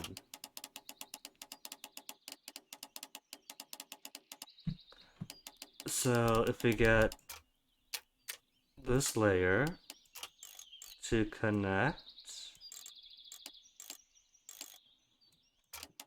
or to keep this line in place, and find some other position that fits.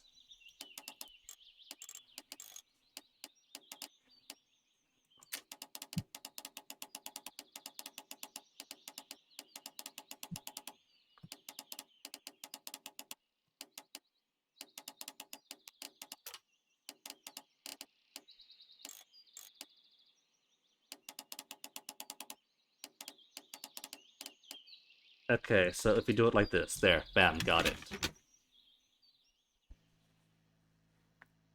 Master Locksmith Holmes.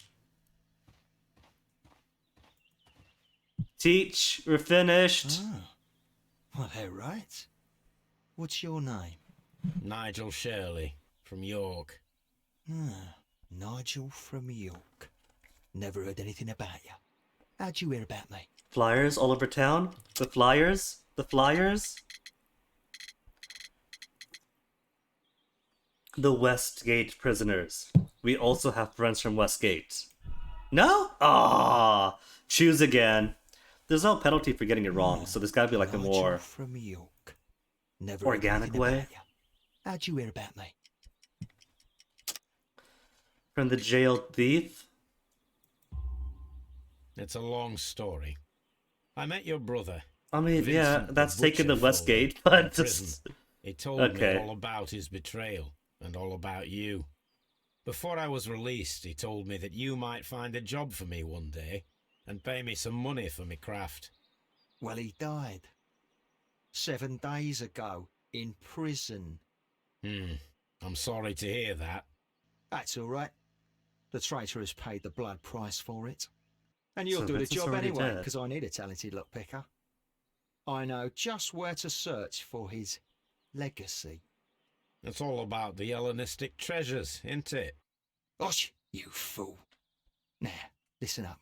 You'll come with us tonight, and you better mind yourself. Us? Wait, who's coming then? Billy, Jack and me. And what will I get for that? We'll share the loot. The one you seem to know about. Yeah, he distrusts me Right. already. Wait for us at the abandoned manor house on the corner of Ladbroke Grove and Kensington Park Road at midnight. Deal. So I go straight to Notting Hill Manor? I think he suspects me. This is way too easy. But am I really expected to believe that the anarchists are also nothing more than jewel thieves? No. Couldn't be. Okay, deductions. Have you got anything new then? What? Still no? There's nothing worthwhile in anything that Chucky might have mentioned? Here I am at the manor. Somewhere inside it are the Hellenistic treasures.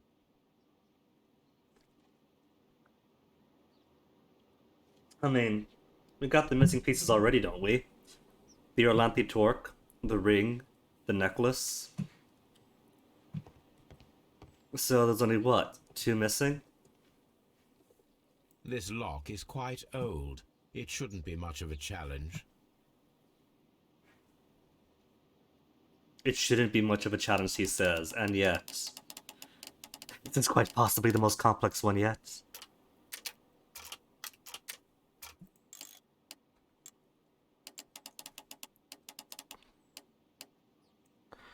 Okay.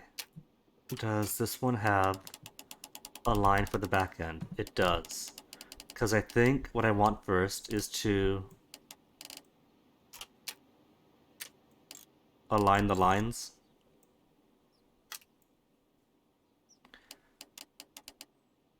Okay. That would be the baseline. 2 lines? No. But if it has 2 lines... So either here or here. What else moves? Ah, there we go. Like that then?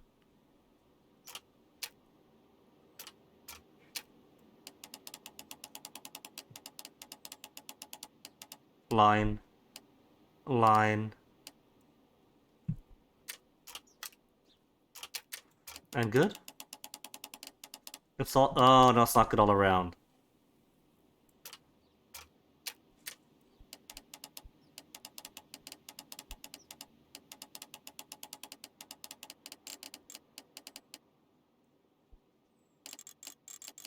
Almost good.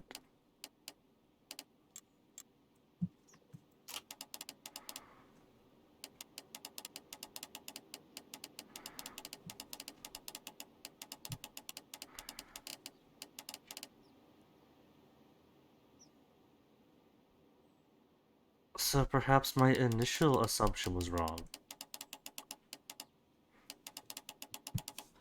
This should take us no time at all.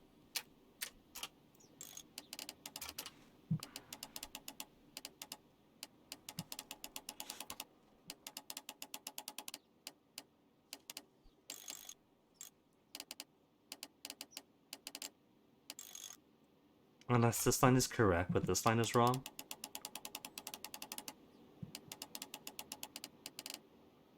That's the only line though, isn't it? So it feels like these two do connect. Here.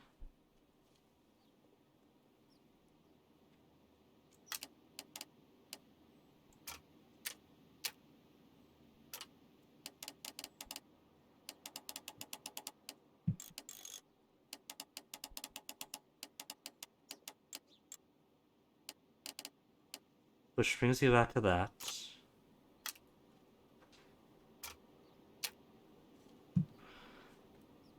This feels like this cannot possibly be correct.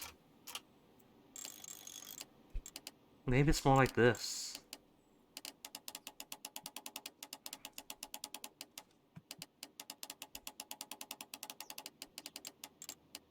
No.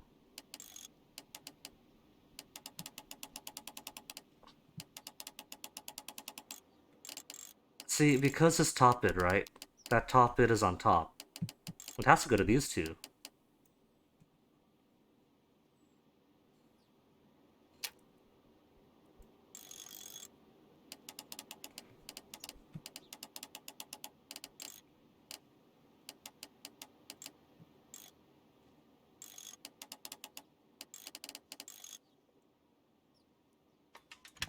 There you go.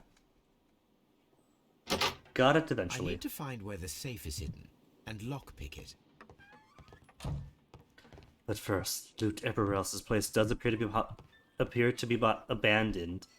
There's a sledgehammer. Is a bookshelf.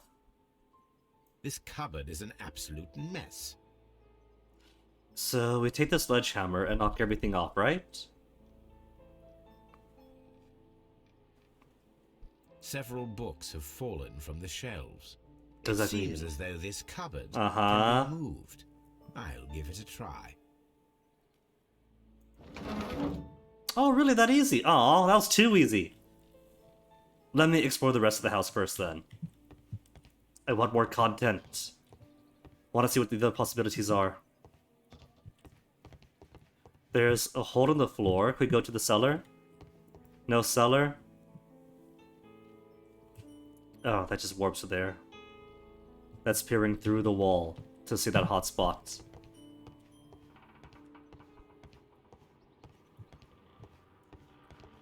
Maybe there really isn't anything else. Could go upstairs at all? I can go upstairs. Oh, it's just pearls. It's not Hellenistic pearls.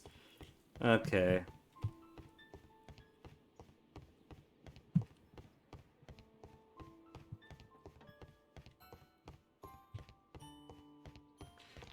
I guess we can do the safe then. So, that's the lock I must open tonight. Let me see.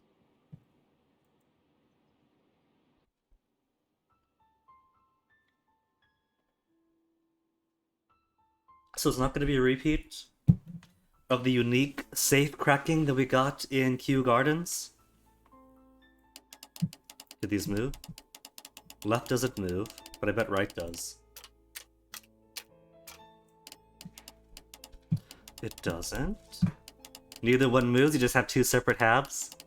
Okay. Do I have lines? I have a line on the right side. Do I have a line on the left? I do. And lines usually line up.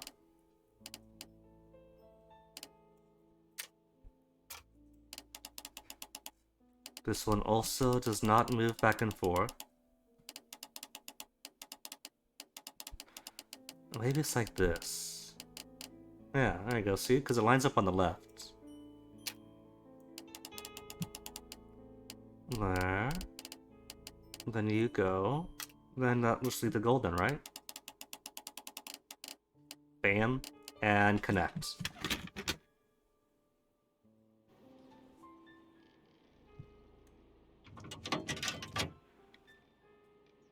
It's gonna be a bomb. I was set up. They knew I'd come early. What a surprise. Another lock. And I won't be able to pick it. The fancy I will key. haul that precious key Uh-huh. around Foley's neck. It might prove a decent fit. I suppose they hired me to only open the first lock. Let us wait for the thieves, trap them, and find out. How are we gonna do that? They've gotta be on Let alert, us right? check the thieves' possible escape routes in the event that they are caught off guard by the police from the front door. They have this job to do, right?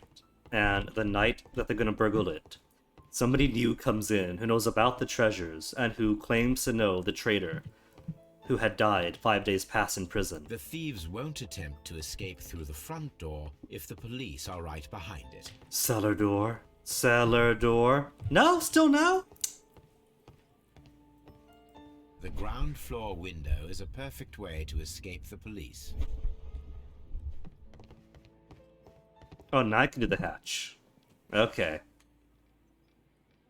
This hatch leads to a cellar. A cellar with an outdoor exit, maybe? No? It's object... Oh, item required. This hatch. What's the item required? It's got a ring right there. You just pick it up and pull, right? This.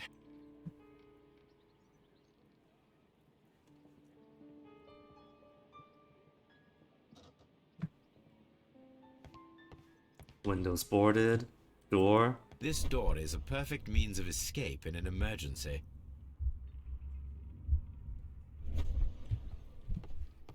So what's the plan? Is it to account for it or to block them off?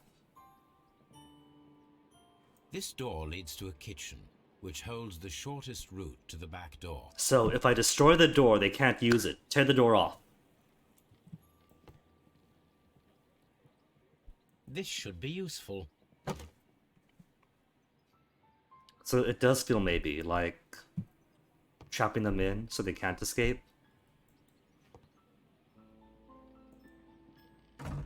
Block with chair. The door is now blocked.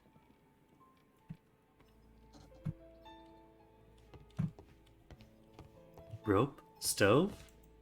Oh. Examine the stove to get the rope. Okay. This should be useful.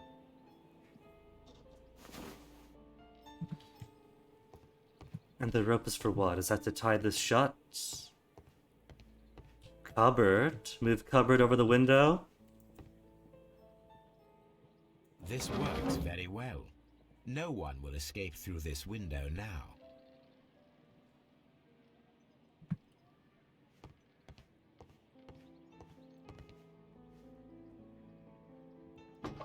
Now I could open it.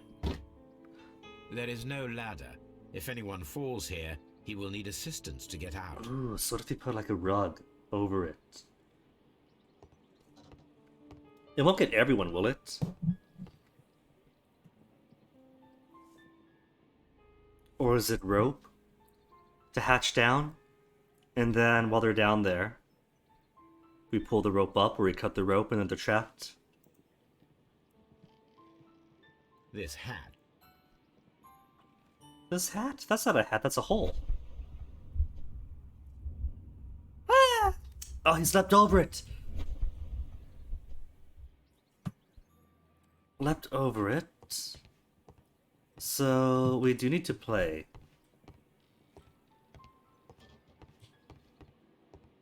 How to trap in hole then.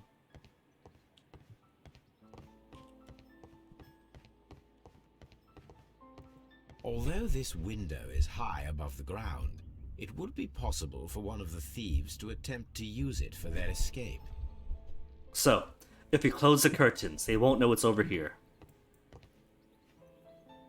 This should be useful. Beads over the windows because thieves are very superstitious lots.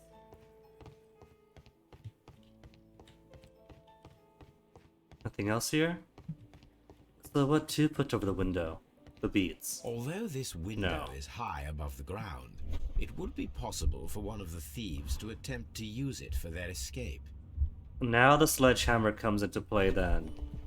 Okay. Sledgehammer for where? Just dispose of it so they can't use it to break the doors open? Notice sledgehammer? I can't pick it up yet? Oh, examine the chandelier to grab the sledgehammer. Shusher.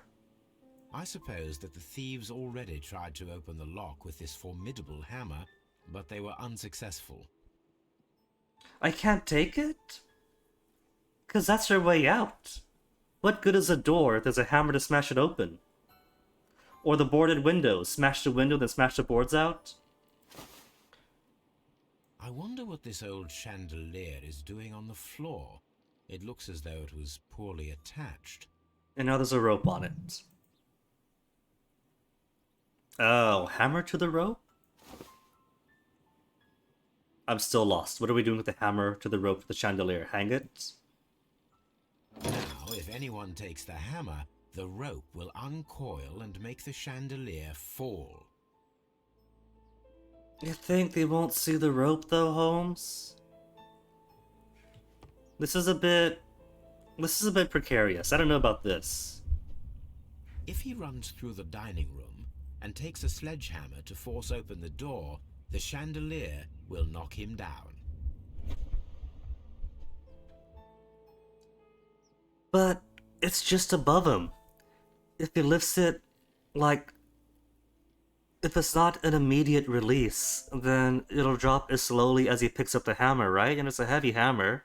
So at worst, it'll nudge him on the shoulder, and then he steps out of the way, and then pulls the rest away. I don't know about this one.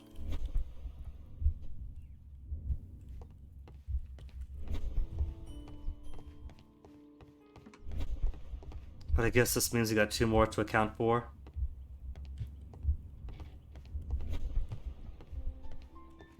Kitchen door is covered here. Item required. What? The pearls? Do I put the pearls over it so he bends over and then we kick him? This hat.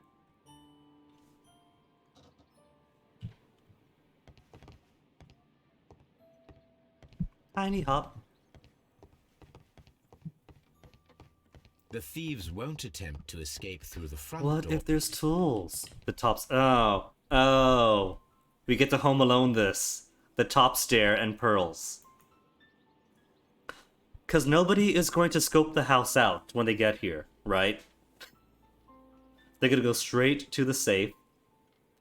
They're not going to go up the stairs to like put somebody at the windows. They might not idly wander around while I work on the safe. One step on these beads, and our thief will go flying.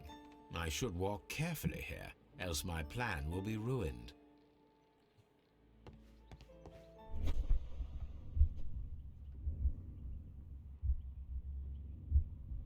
Any thief who finds his way upstairs will roll down very quickly. Or he'll stumble, catch himself on the rail, and then continue to the window.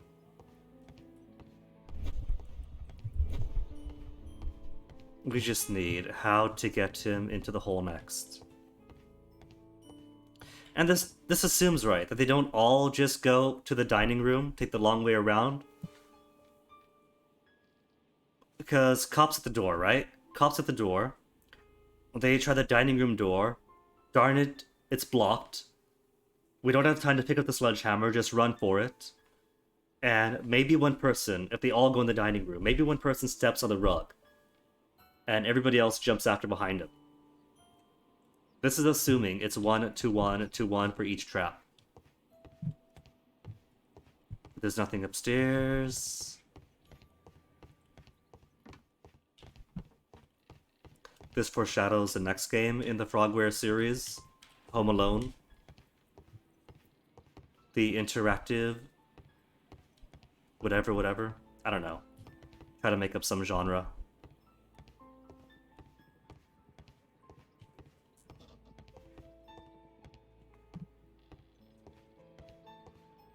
If only there was a sheet around here.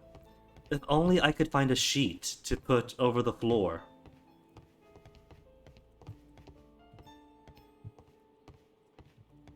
Or a curtain or something. Carpet. And that's not the only carpet. There's plenty of carpets upstairs too. This should be useful.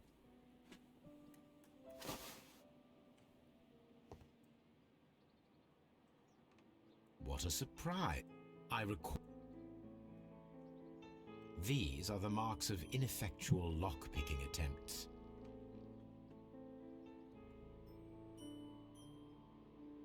They're not gonna find it suspicious if the bookshelf is not in place? The door is now blocked.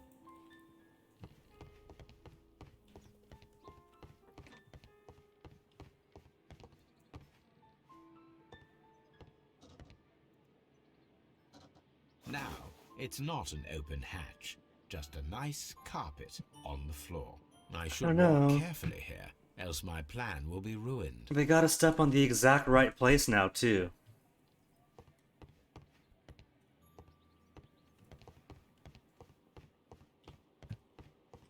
Should we close the bookcase? No? Now, if a thief runs through the kitchen, he'll pay a surprise visit to the cellar. The traps for my circus companions are all prepared. I can leave now, but I'll return later with Charles Foley and his companions.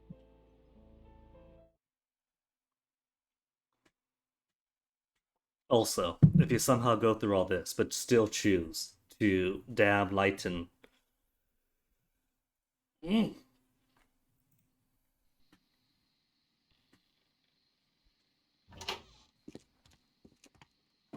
Police! Police!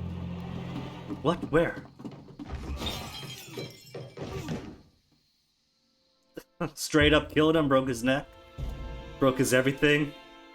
Stop where you are! Where are they? Trapped, Watson, with your assistance. How so? You sounded just like a real Bobby, my dear fellow. You startled them into the traps. And now they're all dead. I did? Spine injuries, I assure all you, of them. Watson, it was quite an entertaining show. They will not escape the house now. Quickly, Watson! Gum! Quickly, while they're knocked out. This is the pistol used for the murder in Half Moon Street. How'd you know about that?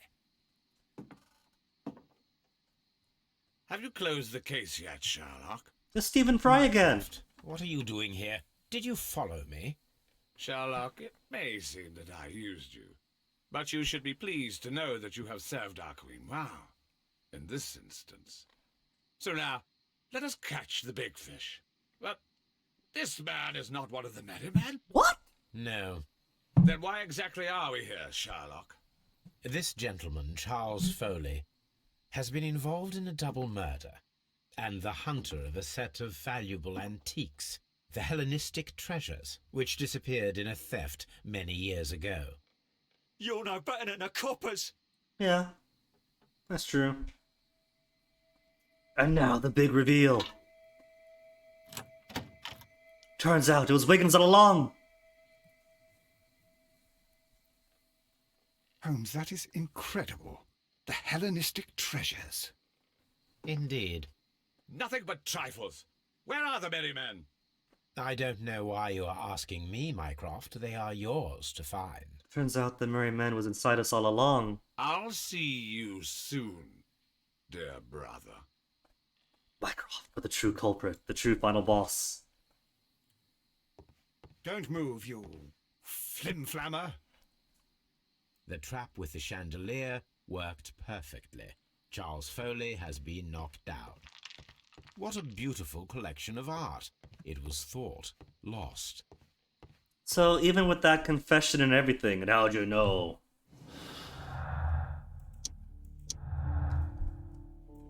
Still gotta go through the hoops ourselves, hidden art. The collection of Hellenistic treasures stood in 1885. Foley's vengeance? What couldn't be? It's gotta be Lighten. Lighten Chapman, condemn him. Charles Foley organized a theft of the Hellenistic treasures, which was related to the double murder at Half Moon Street. Lighten Chapman was a witness. Absolve Foley? In prison for organizing a grand theft, But since he is not guilty of murder directly, his sentence will be shortened. Betray him, throw him behind bars, have him see your face so he knows it was you, and then let him go. Or condemn him. He organized and executed a wicked plan of revenge, which added the theft.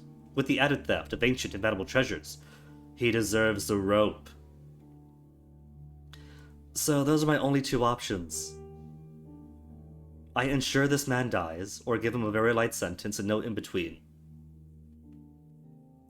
Is he not directly guilty of murder, though?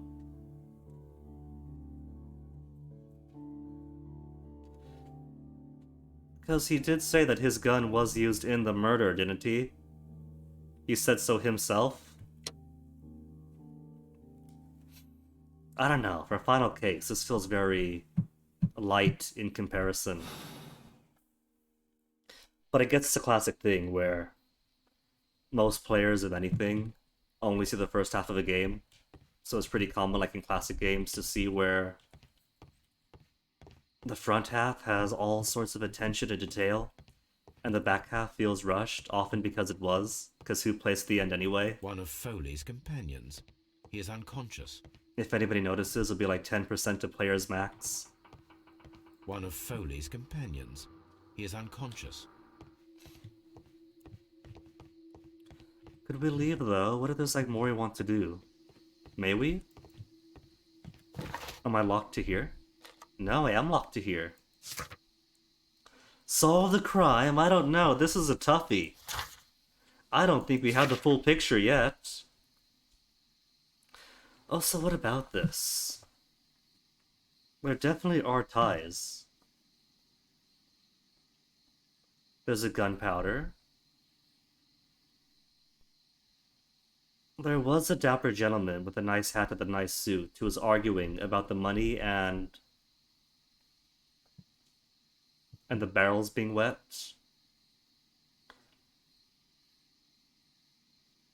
So it's possible this gang is just a middleman. They stole for the merry men, permit them some space to print flyers, but they're simply contracted out.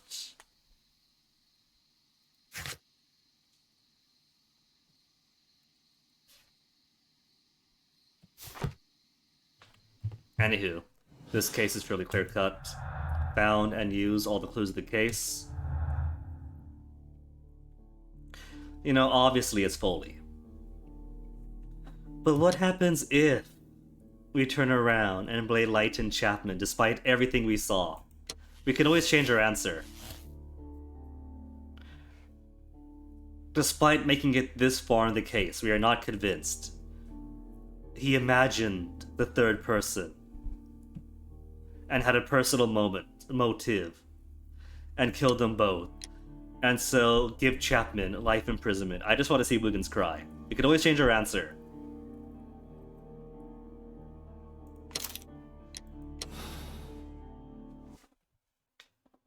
I just want to see how awful it is if you choose the objectively wrong one. And the worst moral choice for the wrong one.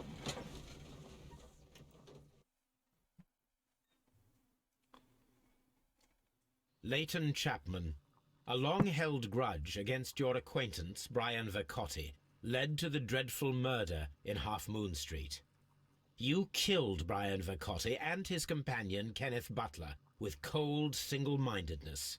The law will not tolerate that. Ruin Wiggins' life completely. It's not true! I'm innocent! Look, at least you don't get the gallows, just life imprisonment. The clues speak for themselves. Now you'll have to face up to justice. Mr. Holmes, but you promised to save him. Double murder, condemn Chapman? Nah. I just want to see Wiggins cry. Replay the ending.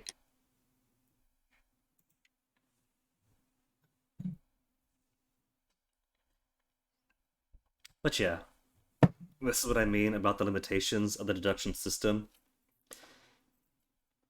Early answer is Leighton, but the more evidence you get, the later conclusion, the only possible answer is Foley. So, framework of the game, you know? There really is only one right answer. And while I'm not all that keen on giving the gallows to anyone, it's not just a theft, he also was involved with the murder. I'm not gonna say he wasn't. But then again, he was also involved with the merry men. If I set him to the gallows, that's likely a key witness that Mycroft will never have.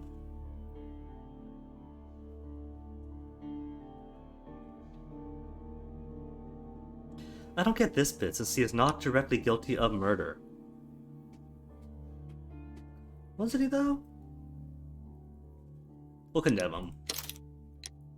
Unlike Miss White, there's no, like, pressure here or anything. No compelling reason to force an unwilling murderer to murder. Nah, toss him in.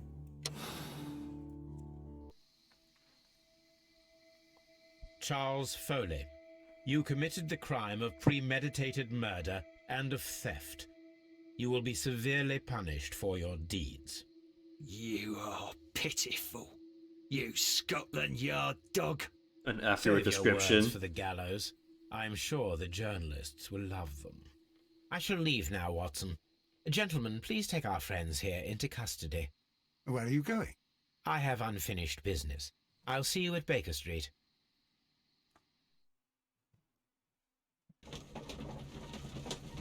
Is there more to do? We're done though, aren't we?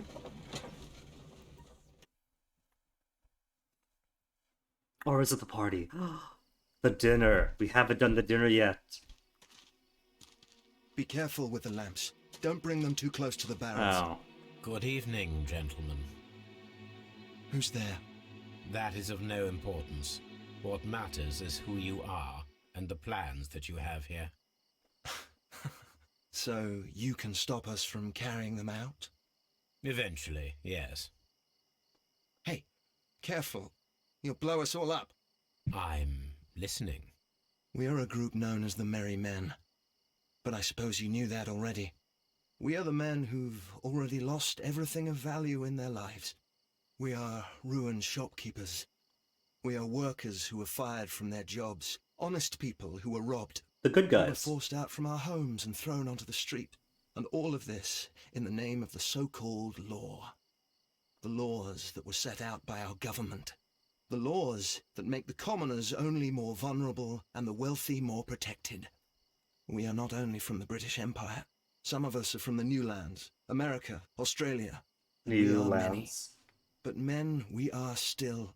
And we are merry for that we stopped being afraid. For those powers that be had done their best to plant the fear inside our souls, and we accepted it so easily. The fear advised us to keep our heads bowed. It prevented us from fighting.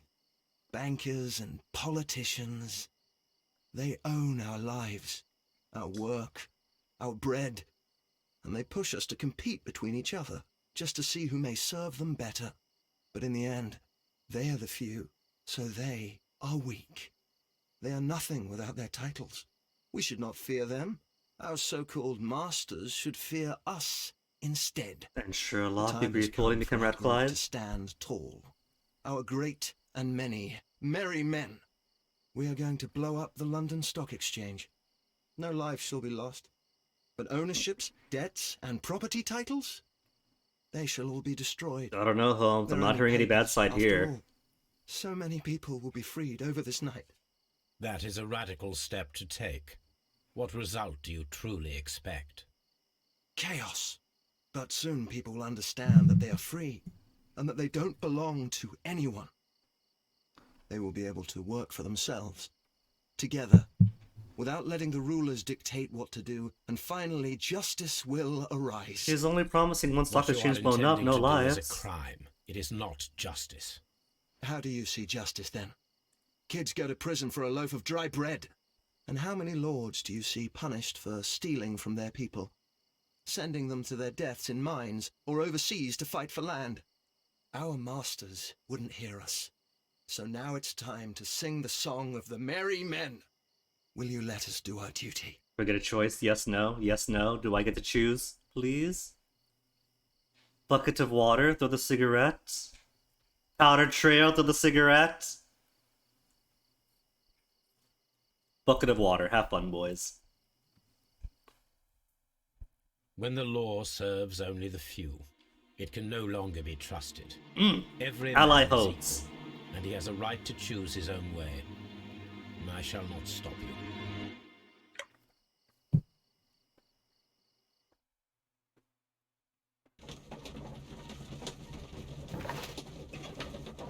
Case complete.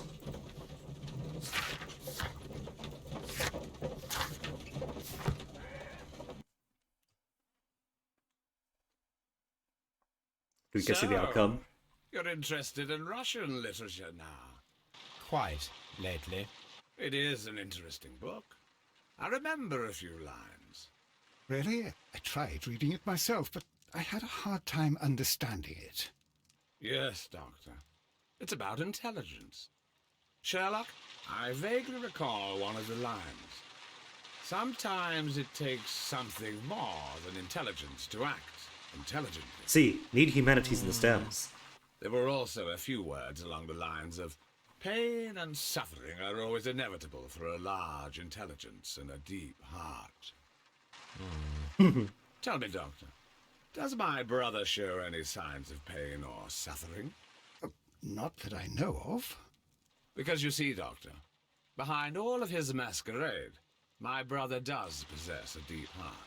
So deep that he does not recall where he places his love. Well, I'm sure that... His love and his duty that, in the first place, should be directed towards the Empire. For without it, we would be nothing. A country filled with uncivilized men. I should leave now. Sherlock, Dr. Watson. Robert Mycroft, you almost missed the fireworks. What was that? A present for The Victoria. start of a new world. Anything in the post, Watson? Any clients worthy of our attention? Only a second reminder from Mrs. Hudson about our new neighbour. She urges you to remove your... Oh, Foreshadowing. I don't care about that. Holmes, the lady who will be moving in shortly has requested the use of our spare room to place all of her boxes. That Wait, explains why what? she has such a huge lady? seance room.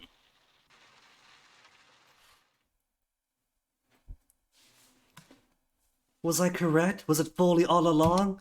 What a surprise it was! Accept my decision. And does a moral choice account for side with or without the anarchist too? Personality, very conscientious, because all we did is blow up bankers. Only 4% of people chose to condemn Lighton and stick with that choice. And nearly everybody chose to send him to the gallows too. Cool.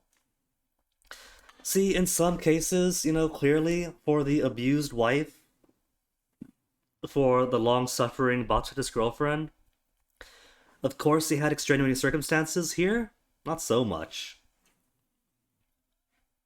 Guy was a burglar and a murderer, so there really isn't any wiggle room for, well, he wasn't directly involved. So yeah, a bit more clear-cut here. Just a previous case where the capital G gamers could possibly use a bit more mercy.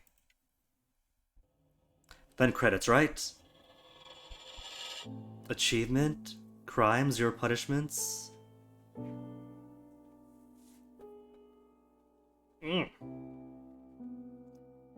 Well then. Blap. Camera off so I could lounge and relax over the credits. As we enjoy some very hard workers who made a very good game, it really is a case where I've enjoyed this Frogwares reboot series in reverse a lot more.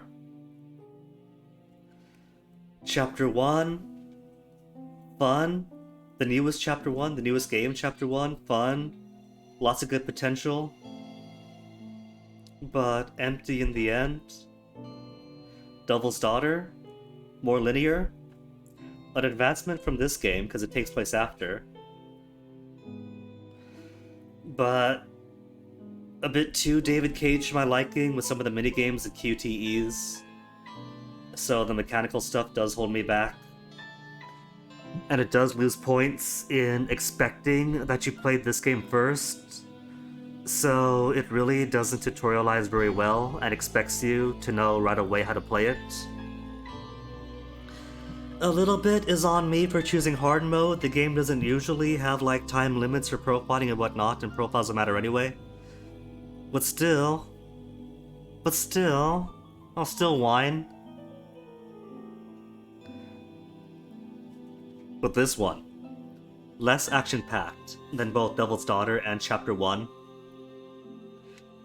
Not that Chapter 1's action is any good anyway, just play it without the gunfights, and you'll have a much nicer experience. But this one, less actiony, a lot slower paced than Devil's Daughter, more cerebral. But I like this one a whole lot more. I think between Chapter 1, Devil's Daughter, and Crimes and Punishments, that's reverse order of release, but increasing order of my enjoyment. That is my final verdict.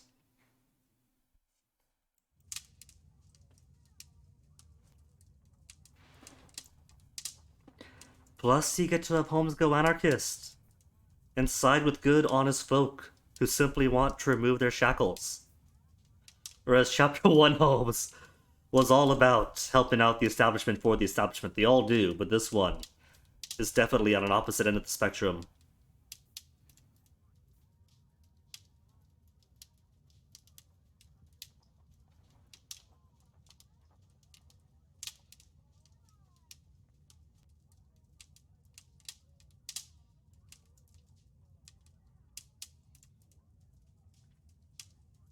And I have no idea if this is an end credit sequence or if our reward is a Spinny Holmes NFT.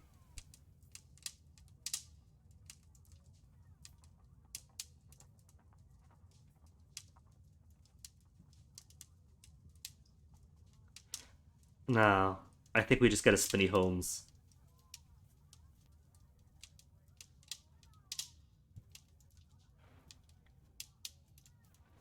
To enjoy the character model, the environment, the animations.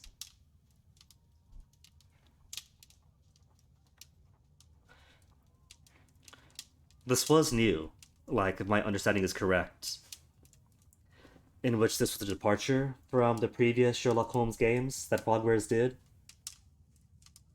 Instead of one prolonged case for the entire game, which could be cool. I am enjoying these linear Holmes a lot more than I've enjoyed the open world Chapter 1. But they went from like one case, one game, to this, which is many cases, plus the deduction stuff. And so this, Devil Daughter, and Chapter 1 are pretty much like a refreshing, a remaking of the series. A departure from the prior 6, joined in mechanics, which I think that's it. That's everything. Task, Crimes and Punishments. That's enigmatic. Can't go anywhere though. I've got no evidence, no documents. What about? Still very conscientious. The personality ranking is like overall over the course, or is it per case? No, I think it's per case then. Not per case, I think it is overall then. Moral choice politics, moral choice absolve. Which was this again? Cairns was a sailor, right? That's right. A sailor, but he witnessed the murder how many years ago at sea? Attacked in self-defense, so we let him go. The Mexicans drowned the Chileans, but we chose to be a bit subtle about it.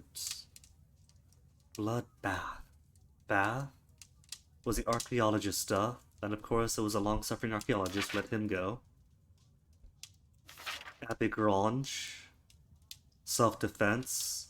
Attacking an abusive husband, let them go. Kew Gardens, let them go. Half Moon Walk. The only time we straight up said, send them to the rope. Okay, so cool then. Do we get a souvenir for the previous case? We do, a poster. In this case, it's less a souvenir and more a brand, a badge of Sherlock's new allegiances.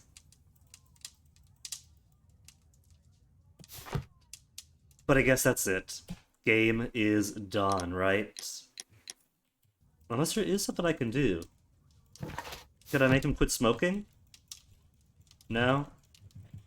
No, that's it. Game is done. Do I really want to quit to main menu? But game, there's nothing else. I don't think I can interact with him. I can't move him. So yeah, that's it. We've won, we've got a reward. And that's that.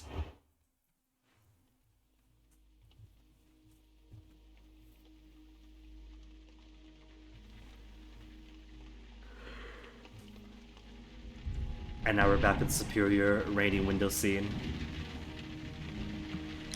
Could play more. What do they got? The Testament of Sherlock Holmes. This does look very cinematic and dramatic. That's definitely what Frogwares excels the most at. The QTE stuff in Devil's Daughter is very David Cage, so that's kind of middling. The action in Chapter 1, straight up bad. I'm sorry, Frogwares. Your strength is definitely in cinematic, dramatic stories. They definitely have the technical know-how to make a more actiony game. But let's not do Chapter 1 again, okay? If you want to add action to Sherlock Holmes, not like that. I'm sorry. I'm very devs are people. Games are impossible to make, so I'm very much of the mind of giving allowances to less than perfect things and accepting less than perfect design decisions, but let's not do Chapter 1 again. If we have to have combat. No, not like that. Some other way, please. You're capable, you got the technical know-how, but no, just no, just no. We'll get some other solution. We'll make it work, just not like that, never again.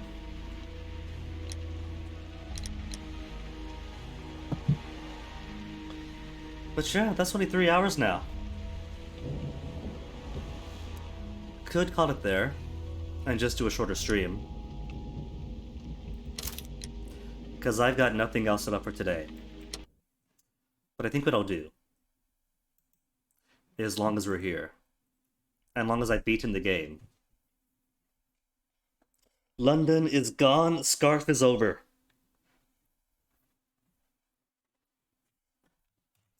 Is reward myself, treat myself to some extra power.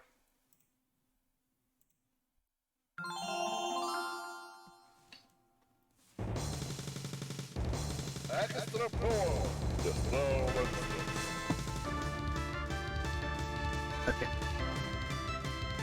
So, how's the audio here? Yellow's good, audio's good. Should I do Arrival Battles? Now I'll play forever. just a 1cc to derust.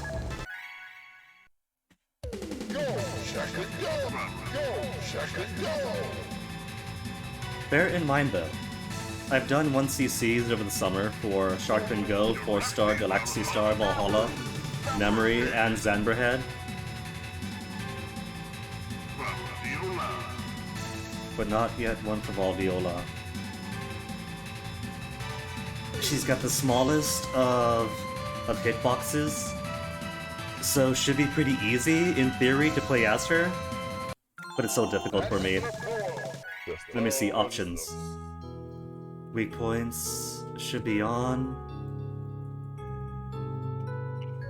Collection. We've got all those things. Just missing Valdiola for the 1cc's. And still missing 2 other trophies. I'm thinking one is for Peaches, but I don't know. Anyway, just a derust. A derust to treat myself, to celebrate.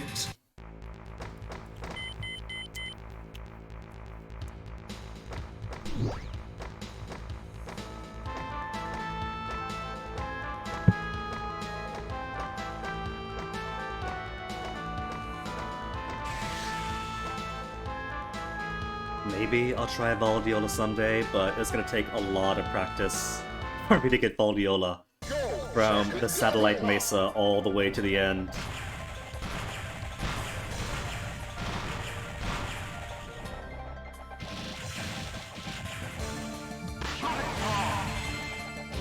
Oh no, got away!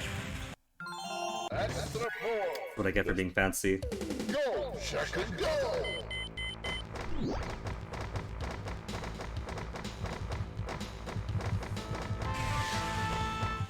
That rock specifically was full of dark power.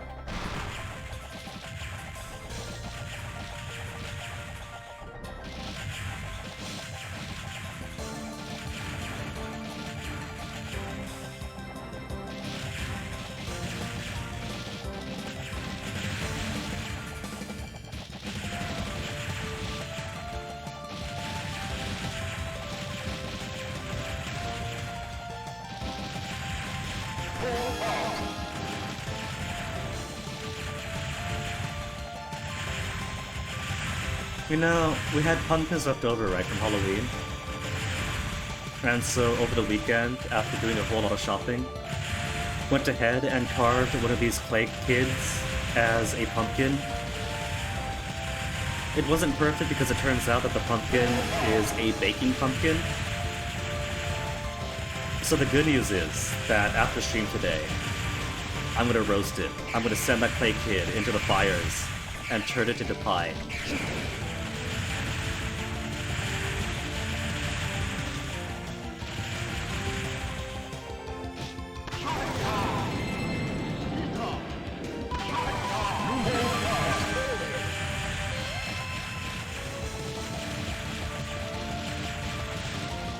Whoops.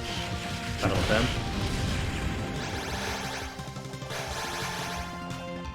This music is so good though.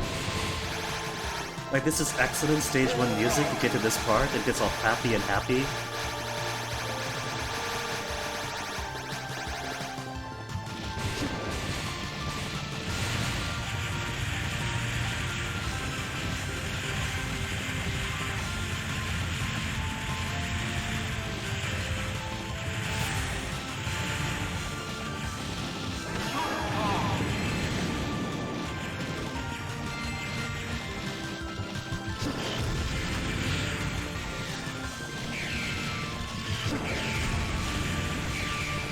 Got away.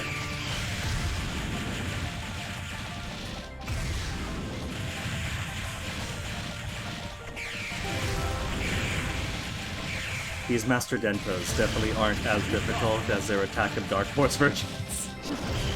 Kinda glad for that.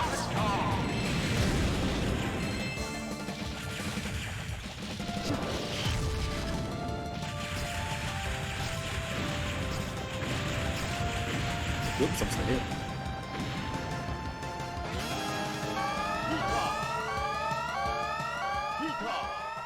Oh, I just realized my...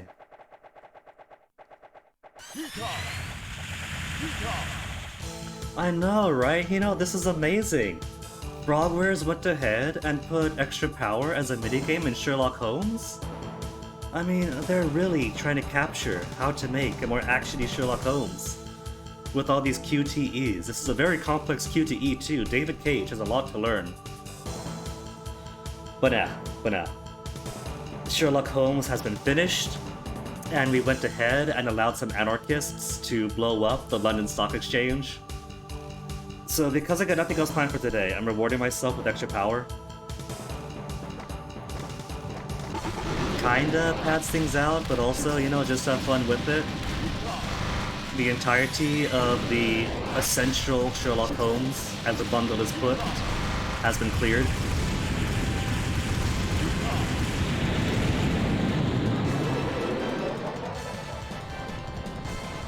It's funny. Just to see what happens, I'll send Wiggins' brothers to the gallows. But I hadn't even considered seeing what happens if you spoil the anarchist plot. Just never crossed my mind.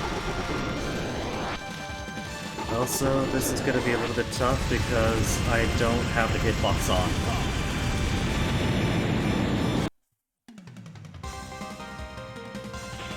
And this game is awesome. This is seriously among my favorite games. This whole series is amazing. See what I mean? Awesome music.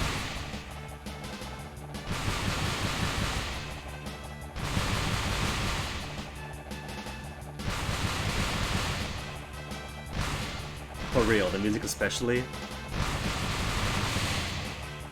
Extra Power excels at capturing the mood.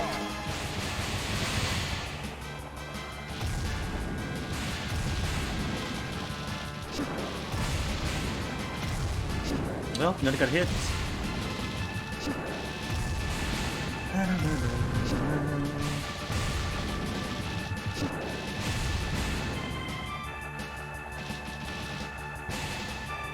Surely life just before the building monkeys come out.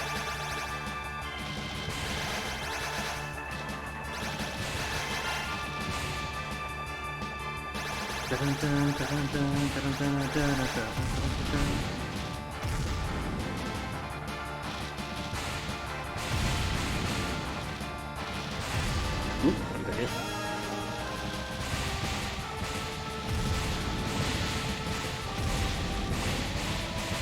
Stage 4 is gonna be especially rough, my hitbox off.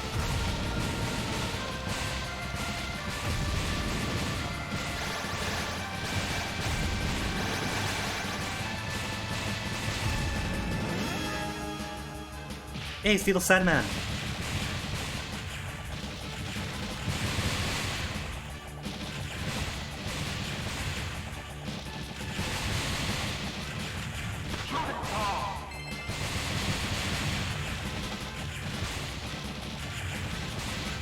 It's funny, but after finding that secret, the little mini-comics they include in the how-to play makes a whole lot more sense.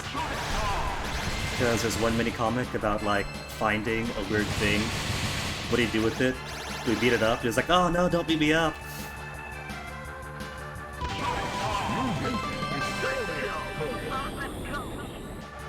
It's a pretty cute dev insert. Put one of the devs in. And the only interaction is crush him. For a single point.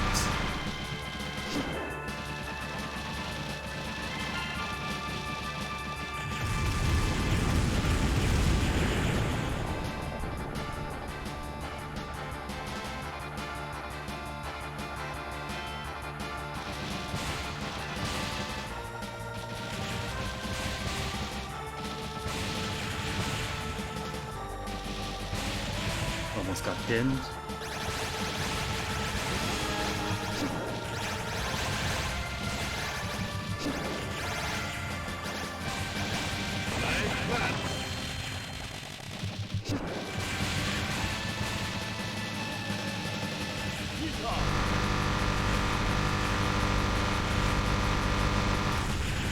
There's quicker ways to do that. Like I've used a lariat. When your foot connects, right? When your foot connects there, it actually does extra damage. But it's just much more fun. Just wailing on it with machine gun fists. And wave hello to the happy Challenger Yamada reference.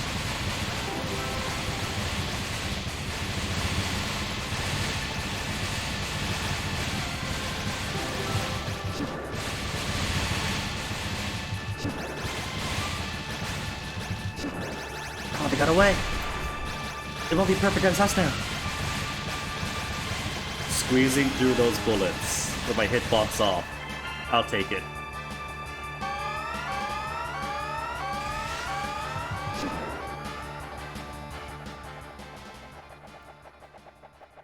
Hitbox off and in windowed mode, so it's a smaller window.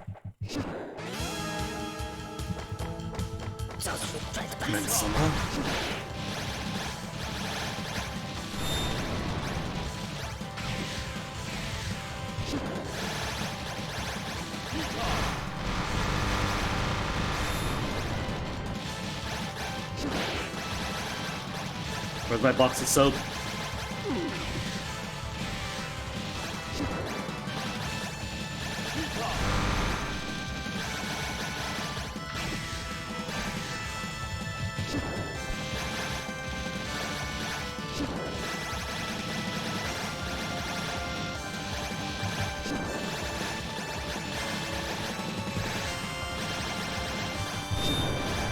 Wow, I am way rusty if this fight is taking so long.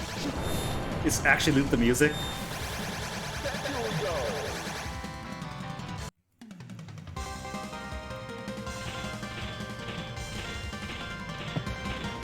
Only 98.6! Heartbreaking! Ah, well, we got pizza.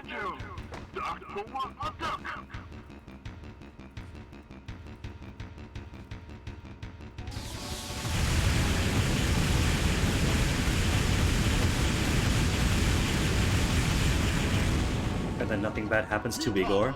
He's perfectly safe. Doesn't get captured with a mind control device shoved into his head.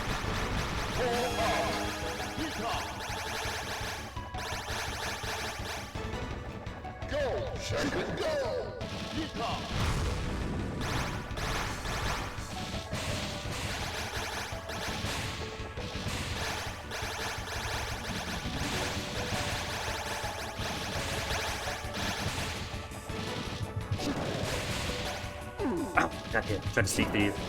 Try to be fancy about it. I lost one Dracula ball already. 2 Dracula balls minimum.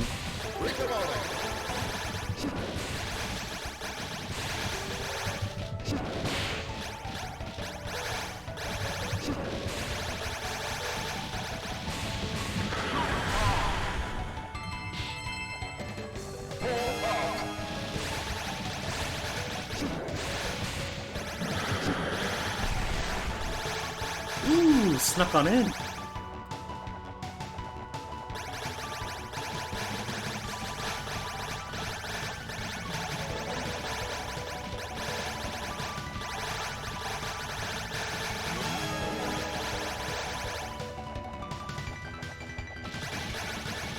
This track on this stage is especially a highlight for me.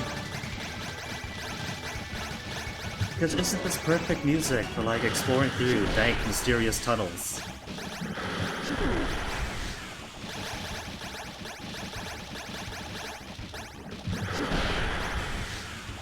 Getting too tight here.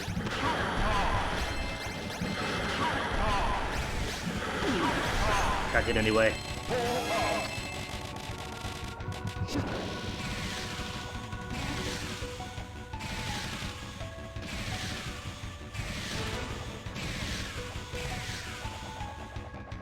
Good.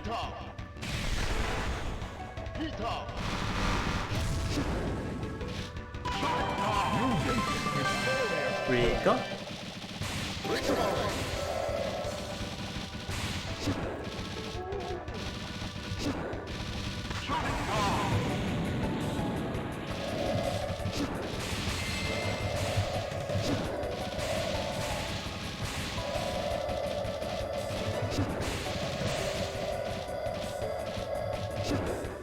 This is a bit tricky because I want to keep spamming the kicks, but on this keyboard, if I spam too much, then it devours my inputs.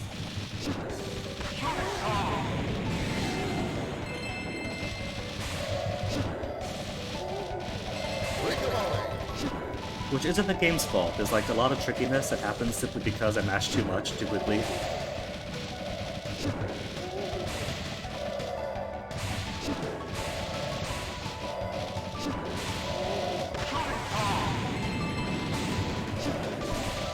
Like in Giant Fist, if you grab someone and then mash left and right way too quickly, it could actually crash the game.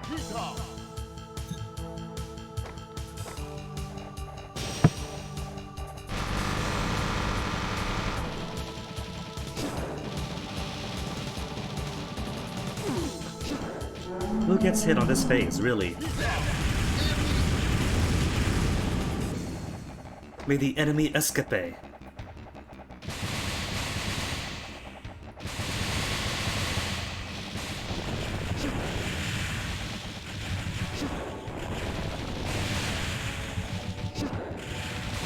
And now my poor power is an extra.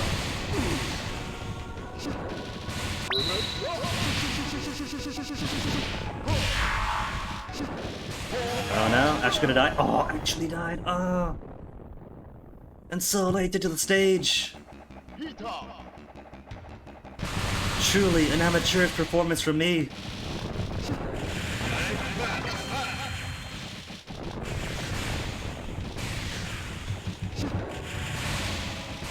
Who dies on stage 3? And I mean really.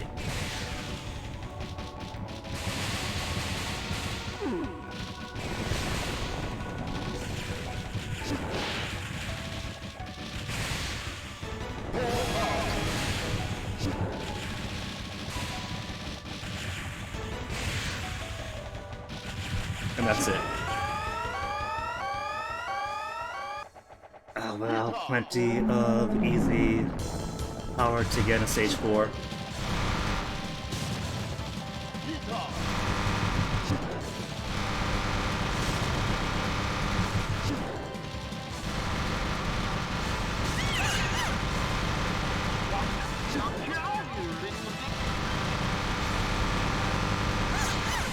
Oh, you know what? There's an idea.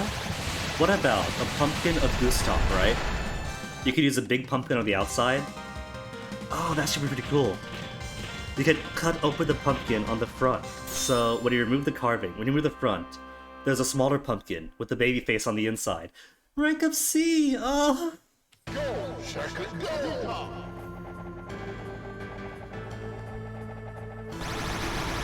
I have lost all my extra power credentials. I gotta start removing credits now. Removing the achievements unlocked.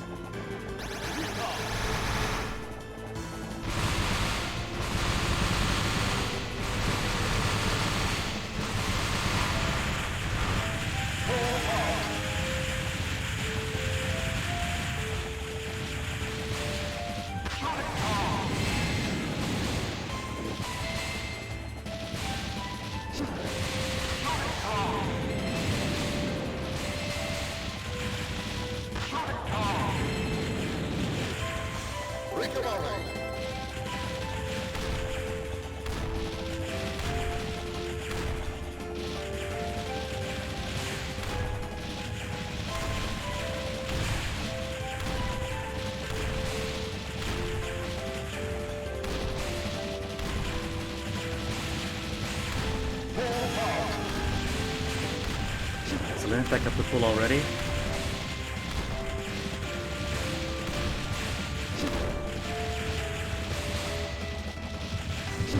These fellows get a bit more durable by this point, so if you're not full power, might get overwhelmed.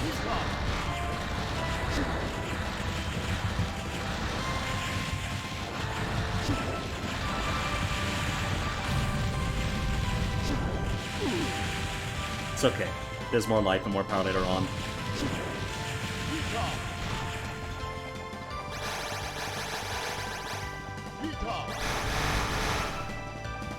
And the troll power. Because if you go for it, he's right there.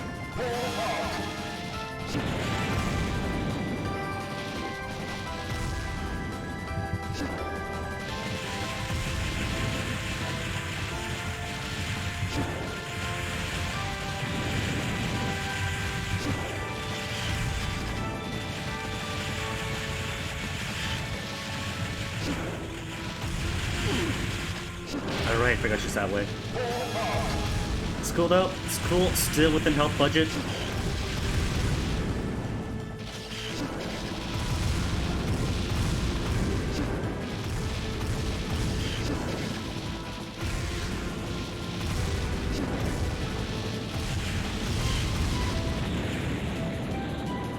There's my life, but it's all easy, clear from here on out.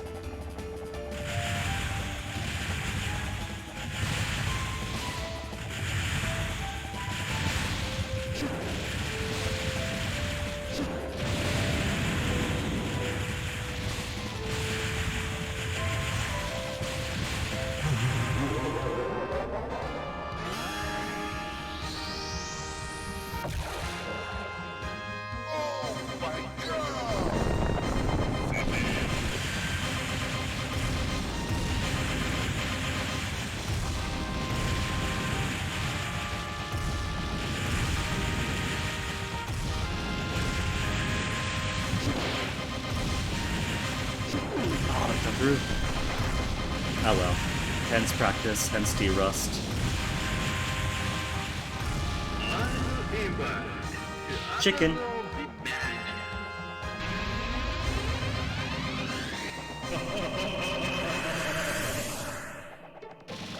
A bit rusty, doesn't begin to describe it, you know. It's because I shifted gears, see. From going through courses to doing the boss battle mode, the rival battles. So I'm great at partially surviving, what is he, Dark Force? But then terrible at the rest of the game.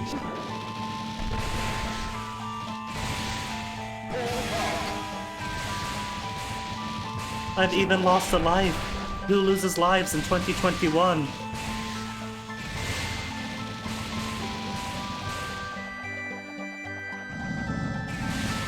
But it is pretty cool though. It's pretty exhilarating making some of these dodges when I have the hitbox off.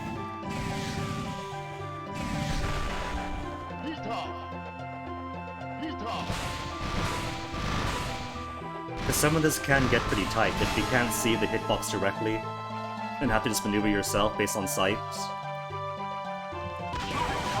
Sight and lots of prayers.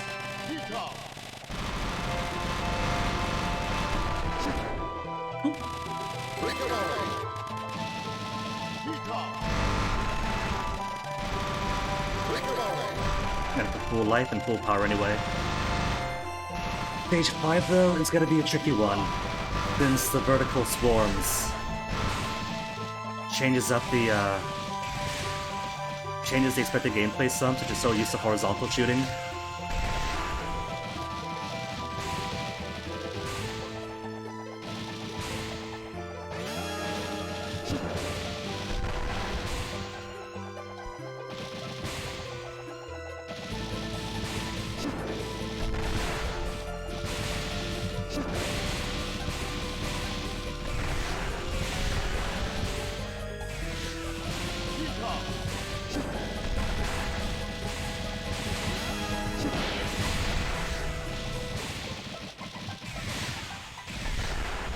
You know, I once tried to bully Shupert into playing this, and he almost did.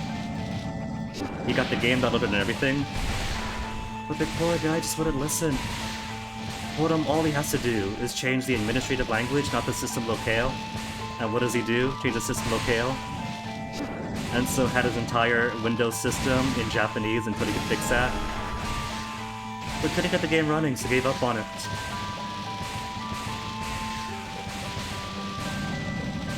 Which is a shame. He was so close to enjoying one of the most awesome games. Maybe he could apply a little like bullying again. Now that he's gotten this close.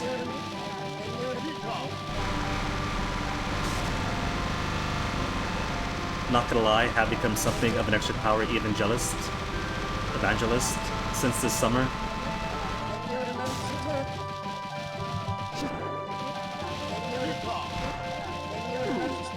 I'll take that hit.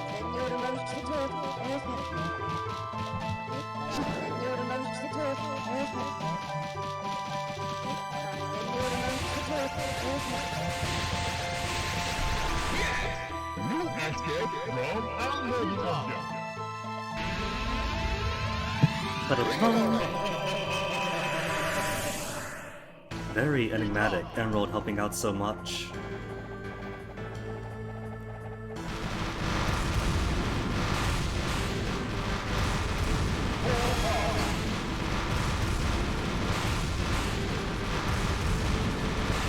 Wonder if this means that Emerald knew either about Dark Force's attack on the Shotgun Star or Astro.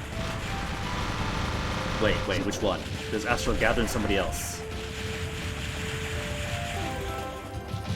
There's two Astrals.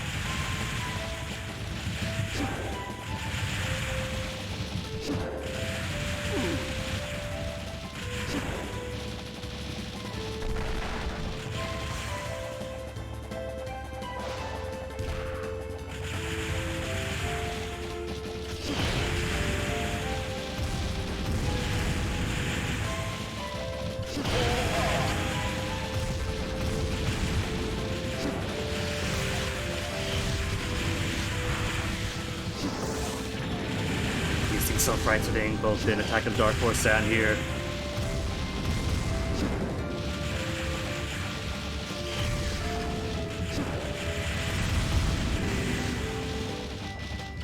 Oh no, I missed all one.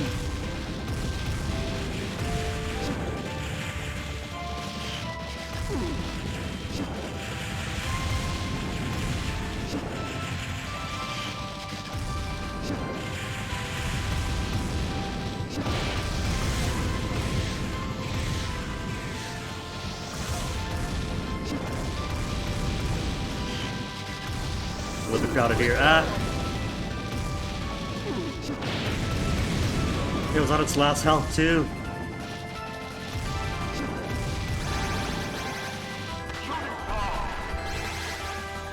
Ghost got away? Who on earth lets Ghost get away? That's it, I'm deleting all my 1cc videos. Those aren't allowed to exist until I get better again. What's next? What next is I die on Sunny Day and Funny Face?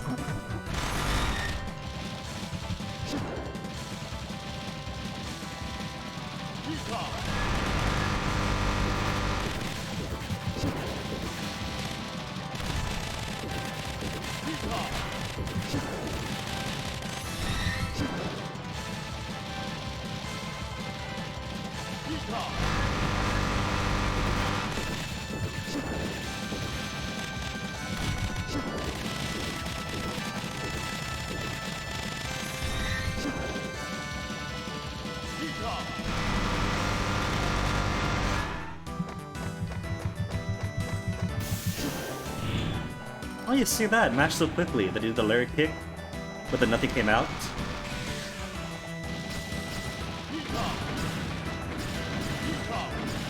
With enough speed, he can cancel even that.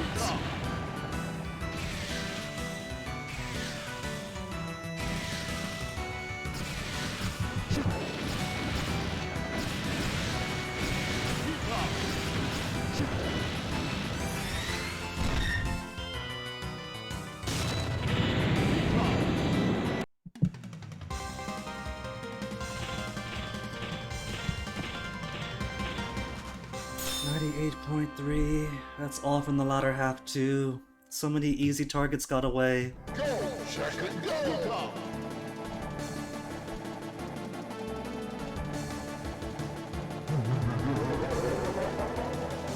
Hi, it's your grave, Undate. Undata?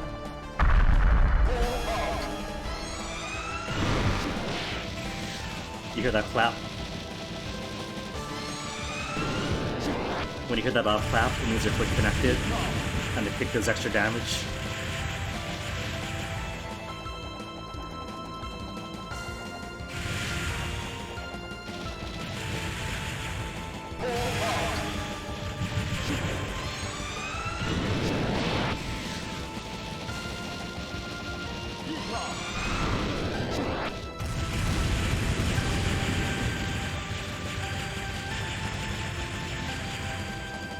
This music is also good, it gets so exciting.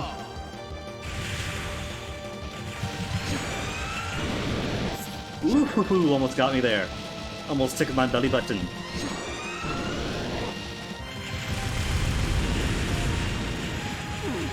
Oh, come on, Guinea. Hit yourself on the back of the head there.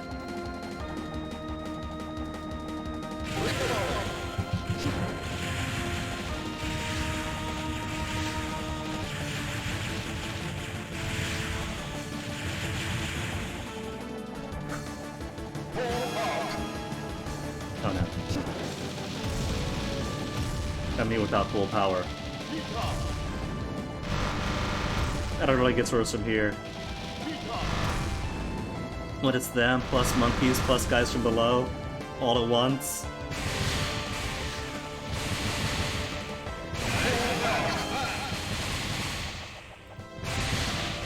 At least Spyflies don't have much durability on them. In this game.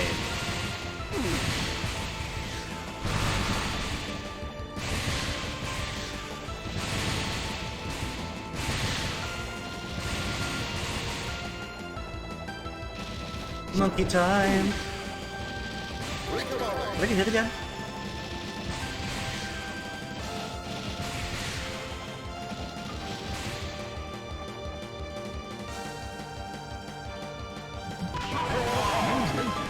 That's all those can't escape me anymore. See, those mysterious targets also count for enemy kills, so if you're aiming for SS, you want to grab all of them. Oh, final sequence so tough.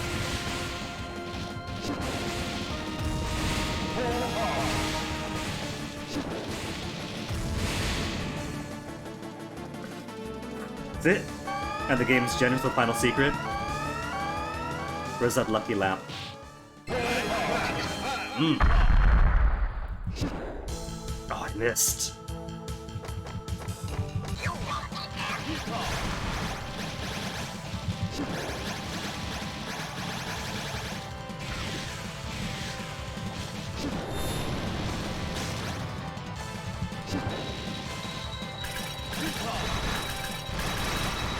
Come on, punch through.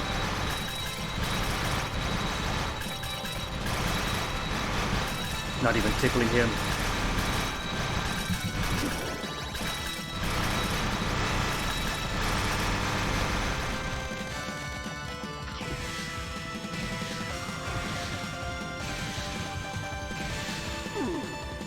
I was just gonna say, this bit while I can't see my hitbox.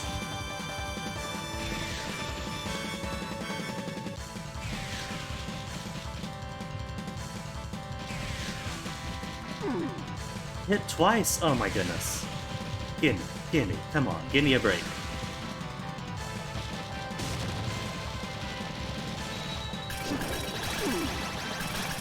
Hit by a single stray Mensa Marcel.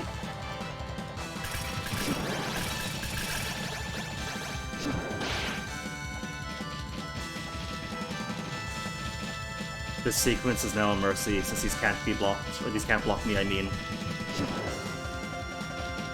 Miss, miss, miss, miss! That's gonna hit. Yep, that hits. Which is fine. If he wants to open himself up to my extra power attack, by all means.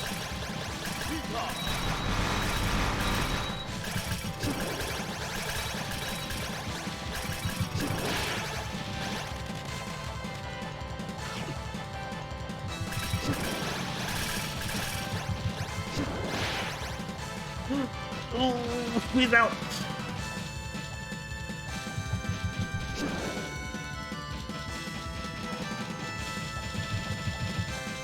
Not to crimp on Macaw's lexicon, but this can get so satisfying. No extra power needed.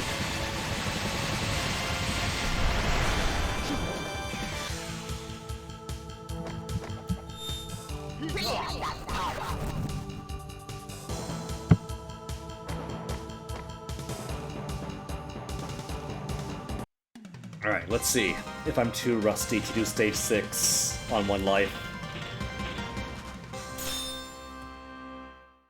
Go, second, go!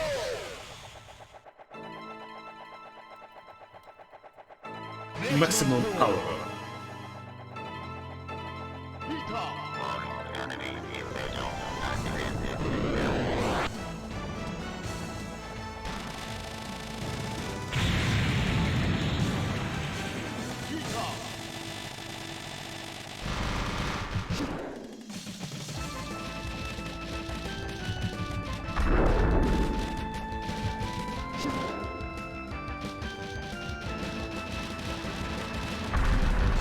Fingers. I remember.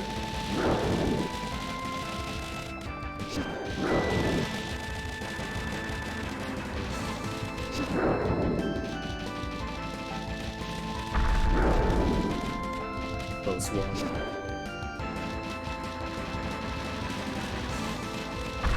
I'm sorry, but this whole scene gives me so much joy.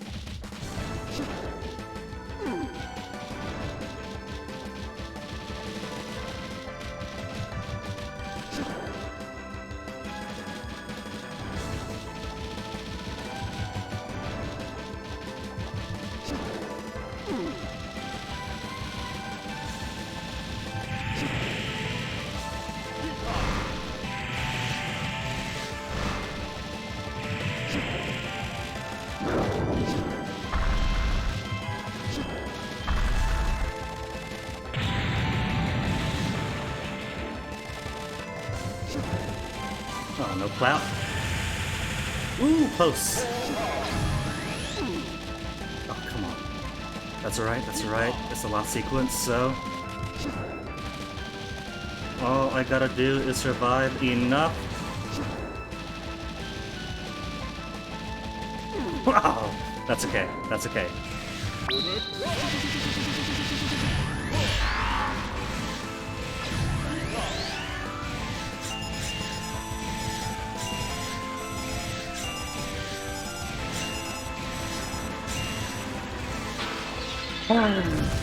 Much better.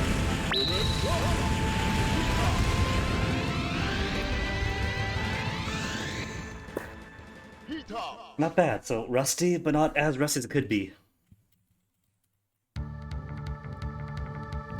Also, bear in mind, I'm sitting on 1 life, so I could start off with a transcendent ability before grabbing the max power.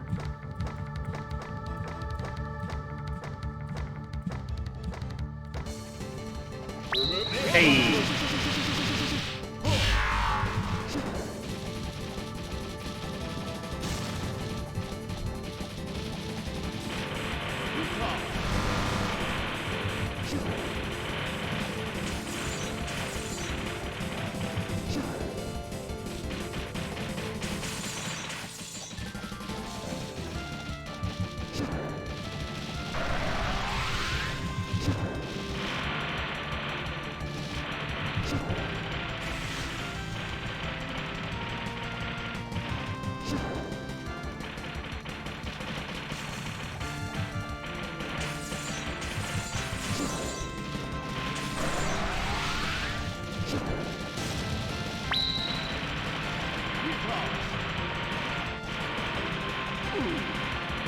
If you just plant yourself here and get the hit up, you can actually break through his attacks.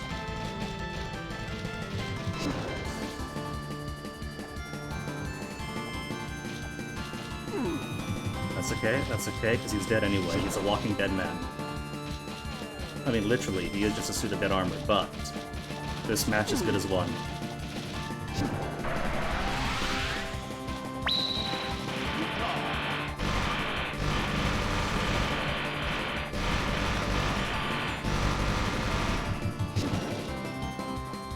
And if he dares hit me one more time, then he's dead.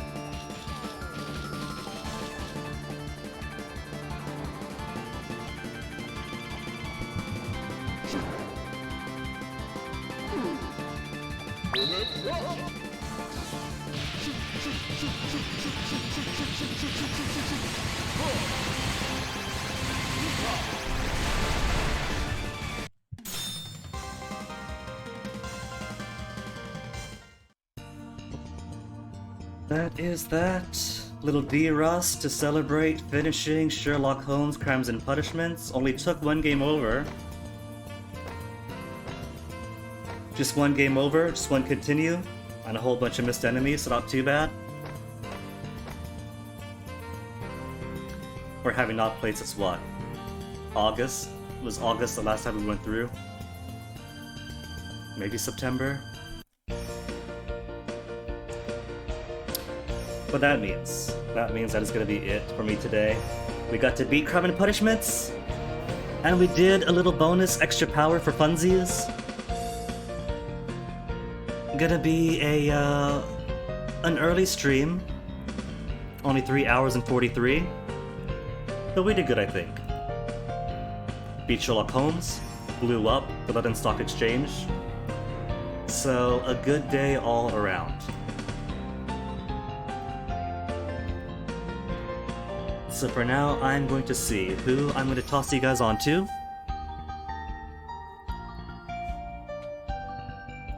Maybe I'll find more of something else for us to enjoy for the rest of the week. Maybe we'll take Christmas off, who knows. But for now, it looks like Big John is doing some behind-the-scenes work before Swamp Mania. And Big John is excellent people, so I'll go ahead and toss you guys on over to him.